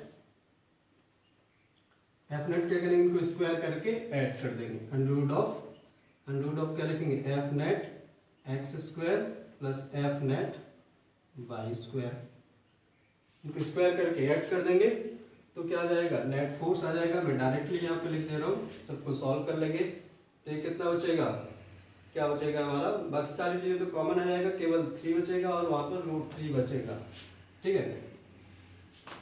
तो यहाँ पर लिख देते हैं इसको, ये क्या बच जाएगा आपका, ये बचेगा आपका 3k इंटू 10⁻⁻10 अपॉन 20 इंटू क्या होगा 10 प्लस √3 ये बच जाएगा, ये तो सब कॉमन है। और √3 का स्क्वायर कितना होगा 3 और 3 का स्क्वायर क्या होगा 9, तो ये कितना हो जाएगा 9 + 3 12 और इसका वैल्यू क्या आएगी 2√3 2√3 अंदर वैल्यू आ जाएगा, 2 से कैंसिल आउट हो जाएगा, तो इसकी वैल्यू क्या होगा, इसकी वैल्यू आ जाएगी √3, और यहाँ से कितना हो जाएगा आपका 9 × 10⁹ भी आएगा, 9 × 10⁹, और यहाँ से कितना बचेगा, आगे कैलकुलेशन कर सकते हैं, 9 बच जाएगा 9√3, और यहाँ से 10⁻11 इंटू क्या हो जाएगा आपका 10⁻2, और एक 10 + √3। इस तरीके से अजीब सा थोड़ा सा आंसर आएगा, इतना न्यूटन फोर्स हो जाएगा, 9√3 बचेगा, 10⁻9 से यहाँ पे 10⁻- कितना बच जाएगा आपका 11, तो 10⁻2 बचेगा, 2 से 2 कैंसिल हो गया, और 9√3 ये बच जाएगा, ये नेट फोर्स आ जाएगा। ठीक है, नेट फोर्स आ गया, इसकी डायरेक्शन निकालना है, डायरेक्शन भी हम क्या कर सकते हैं, कैलकुलेट कर सकते हैं। डायरेक्शन के लिए क्या बताया था, डायरेक्शन के लिए F/Fx लगा सकते हैं, tan θ = F/Fx लिख सकते हैं। ठीक है, जगह लिए मैं यहाँ पर कर दे रहा हूँ इसके लिए, तो tan θ होगा, tan θ क्या आ जाएगा F/Fnet y/Fnet x, ये बचेगा। तो अगर इन दोनों को डिवाइड करोगे, इन दोनों को डिवाइड करेंगे तो क्या हो जाएगा, y को x से डिवाइड करना है, तो इसमें √3 है और इसमें 3 है, आसानी से आ जाएगा, ये √3/3, √3/3। x कंपोनेंट क्या होगा, इस तरफ आएगा, इस तरीके से x कंपोनेंट आपका इधर है fx, और y कंपोनेंट इधर है, तो हमने नीचे y कंपोनेंट लिया है, और उनका नेट फोर्स क्या होगा, इसके अलोंग होगा, ये नेट फोर्स हो जाएगा √3/3, ये कितना आ जाएगा 1/√3, और 1/√3 के लिए थीटा की वैल्यू क्या होती है 30 डिग्री। तो डायरेक्शन हमारी क्या होगी, at an angle of 30 degree, 30 degree पर डायरेक्शन हो जाएगी। ठीक है, कहाँ से, हॉरिजॉन्टल से, जो हॉरिजॉन्टल साइड है BC से नीचे की तरफ 30 डिग्री, इसी के अलोंग आपका नेट फोर्स आएगा, जहाँ पर FG है उसी के अलोंग नेट फोर्स आएगा। ठीक है, ऐसा क्यों, क्योंकि FA और FB क्या है, इक्वल है, तो FA और FB का जो रिजल्टेंट आएगा इसके बाइसेक्टर के अलोंग होगा, FG के अलोंग, और FG ऑलरेडी उसके अलोंग है, तो दोनों ऐड हो जाएंगे, तो नेट फोर्स भी इसी के अलोंग आएगा, इसलिए डायरेक्शन क्या होगा, इस हॉरिजॉन्टल साइड से 30 डिग्री पर होगा। ठीक है, तो इस तरीके से हम नेट फोर्स कैलकुलेट कर सकते हैं। बस थोड़ा सा इसमें कैलकुलेशन ज़्यादा हो गया, बिकॉज हमने यहाँ पर पार्टिकल लिया हुआ है सेंट्रॉइड पर, तो इसलिए थोड़ा सा ज़्यादा कैलकुलेशन हो गया। ठीक है, बाकी सॉल्व करने का तरीका आपका सेम ही रहेगा। हमने क्या किया, सी पर फोर्स निकालना था, तो सी पर हमने जस्ट एक ही वजह से फोर्स लिखा, एक ही वजह से फोर्स आपका K/Q1 Q2/r² से, इसकी डायरेक्शन क्या है, इस तरफ आई। देन हमने बी की वजह से फोर्स लिखा, तो बी की वजह से भी सेम फोर्स आया, तो ये आपका K × 10⁻10 आ गया। देन हमने जी की वजह से फोर्स लिखा, जी की जो पोजीशन थी वो कहाँ पर थी, सेंट्रॉइड पर, तो उसकी वजह से फोर्स इसके बाइसेक्टर के अलोंग आएगा, और उसका मैग्नीट्यूड क्या होगा, इतना आ जाएगा 0.3 K × 10⁻10, और वो यहाँ से 30 डिग्री एंगल पर रहेगा। ठीक है, ये वाली डिस्टेंस हमने निकाला, कैसे, ये तो जस्ट आपको ज्योमेट्री से आप निकाल सकते हो। अब नेक्स्ट हमने क्या किया, इन सारे फोर्सेस का वेक्टर सम करना था, तो वेक्टर सम करने के लिए हमने इनको क्या कर दिया, इनके कंपोनेंट्स कर दिए, सबके x कंपोनेंट और y कंपोनेंट्स को ऐड कर दिया। x कंपोनेंट के लिए हमने क्या किया, यहाँ पर सबके x कंपोनेंट कर लिए, यहाँ पर जिससे एंगल बनाना था FB था, FG का x कंपोनेंट क्या है, FG cos 30, FA का x कंपोनेंट क्या है, FA cos 60, इनको एक साथ प्लस कर दिया। फिर उसके बाद नेट y कंपोनेंट किया हमने, तो यहाँ पर FA का y कंपोनेंट आया FA sin 60, FG का y कंपोनेंट आया FG sin 30, FB तो ऑलरेडी x डायरेक्शन में था, तो इनका ये नेट y कंपोनेंट आ गया, नेट x कंपोनेंट आ गया, नेट y कंपोनेंट आ गया। दोनों को स्क्वायर करके हमने ऐड कर दिया, दोनों को स्क्वायर करके हम ऐड करेंगे, तो इस तरीके से आपका ये वैल्यू आ जाएगा K × 10⁻10/20 इंटू 10 + √3, और इंटू क्या हो जाएगा 3 और √3 का सॉल्व करेंगे, तो 9 + 3 आपका कितना हो जाएगा 12 को हम लिख सकते हैं 2√3, 2 से 2 कट गया, यहाँ पे 10 टाइम्स 10 कितना हो गया 10⁻11, और 9 × 10⁻9 था यहाँ पर, तो कितना बचा 10⁻2, तो ये आपको यहाँ पर 9√3 × 10 + √3 इतना इंटू 10⁻2 आपका ये नेट फोर्स आ गया। इसकी डायरेक्शन हमने यहाँ पर निकाला, डायरेक्शन tan θ निकाला हमने, नेट फोर्स की डायरेक्शन क्या है, तो आपका Fx x डायरेक्शन में Fy हमने नीचे लिया हुआ था, तो डायरेक्शन क्या होगा Fy/Fx, Fy का वैल्यू ये दिया हुआ है और Fx का वैल्यू ये, दोनों को डिवाइड कर दिया, तो ये आपको कितना आ गया 1/√3, और इसके लिए एंगल कितना हो गया 30 डिग्री। इस तरीके से यहाँ पे नेट फोर्स का मैग्नीट्यूड और डायरेक्शन आ गया। तो बेसिकली आपको तरीका बेसिकली पता होना चाहिए कैसे सॉल्व करना है, असल में आपको कैसे कंपोनेंट्स करना है ये सब पता होना चाहिए, और इसके लिए वेक्टर्स थोड़ा सा आपको आना चाहिए। वेक्टर्स के बिना यहाँ पर हम सॉल्व नहीं कर पाएंगे। समझ आ गया? ठीक है। तो इसी टाइप से बहुत सारे क्वेश्चंस आपके बुक में भी दिए होंगे, वो भी प्रैक्टिस कर सकते हो। एक दो क्वेश्चंस मैं और दे देता हूँ जिसको आप क्या कर सकते हो, घर से सॉल्व कर सकते हो, और अब नेक्स्ट क्लास में इसको डिस्कस कर लेंगे। जैसे इस तरीके से आप ले सकते हो। सपोज आपको क्या दिए, 4 पार्टिकल्स दिए हुए जो स्क्वायर पर अरेंज है। ये आपको स्क्वायर दिया हुआ है जिसकी साइड आपको क्या है, साइड है 1 मीटर, 1 मीटर की साइड है, और इसके वर्सेस पर आपको 1 माइक्रोकूलम के चार्ज पार्टिकल रख दिए हुए। 4 पार्टिकल के 1 माइक्रोकूलम इस तरीके से, ठीक है, चार्ज पार्टिकल दिए हैं। हमें क्या करना है, इनके जो सेंटर पे पार्टिकल रखा हुआ है, सेंटर क्या है O, उस पर पार्टिकल रखा हुआ है 1 - 1 माइक्रोकूलम, उस पर नेट फोर्स निकालना है। सबसे पहले क्या निकालना है, net force on O। Net force on O क्या होगा, charge particle eight O। Second में क्या निकालना है, हमें ये वर्सेस ले लेते हैं, ये B हो गया, ये C हो गया, ये D हो गया। नेक्स्ट हमें निकालना है net force on charge particle eight C। जो C पर चार्ज पार्टिकल रखा हुआ है उस पर नेट फोर्स कैलकुलेट करना है। समझ आ गया? ये कर सकते हैं। एक और एग्जांपल ले सकते हो आप, एक और एग्जांपल ले सकते हैं इस तरीके से। इनको आप जस्ट प्रैक्टिस की तरह यूज कर सकते हैं। सेम आपका स्क्वायर है, इसी तरीके से ये क्या हो जाएगा 1 माइक्रोकूलम, यहाँ पर हो जाएगा -1 माइक्रोकूलम, यहाँ पर कितना होगा -1 माइक्रोकूलम, और ये हो जाएगा 1 माइक्रोकूलम। ठीक है, इस तरीके से हो जाएगा। यहाँ पर ये ले सकते हैं, यहाँ पर माइनस ले लो, ये 1 माइक्रोकूलम ले सकते हैं। और इसमें क्या रखा हुआ है आपका, इस तरीके से सेंटर पर चार्ज पार्टिकल रखा हुआ है O। तो यहाँ पर आपको O ले लेते हैं, 1 माइक्रोकूलम चार्ज पार्टिकल रखा है। साइड वही स्क्वायर है आपका, स्क्वायर साइड दिया हुआ है 1 मीटर। आपको नेट फोर्स निकालना है, नेट फोर्स निकालना है on the charge particle eight O। O पर जो चार्ज पार्टिकल रखा है उस पर नेट फोर्स क्या होगा। ठीक है, तो ये एक दो एग्जांपल है जिनको आप प्रैक्टिस की तरह क्या कर सकते हो, सॉल्व कर सकते हो। कैसे कंपोनेंट्स करेंगे वो आपको खुद से करना है। ठीक है, इससे आपके पूरी क्लियरिटी हो जाएगी कि हमारे जो वेक्टर्स वाले क्वेश्चन है उनको कैसे कंपोनेंट करके सॉल्व करते हैं। बाकी इसके आगे फिर हम नेक्स्ट क्लास में डिस्कस करते हैं।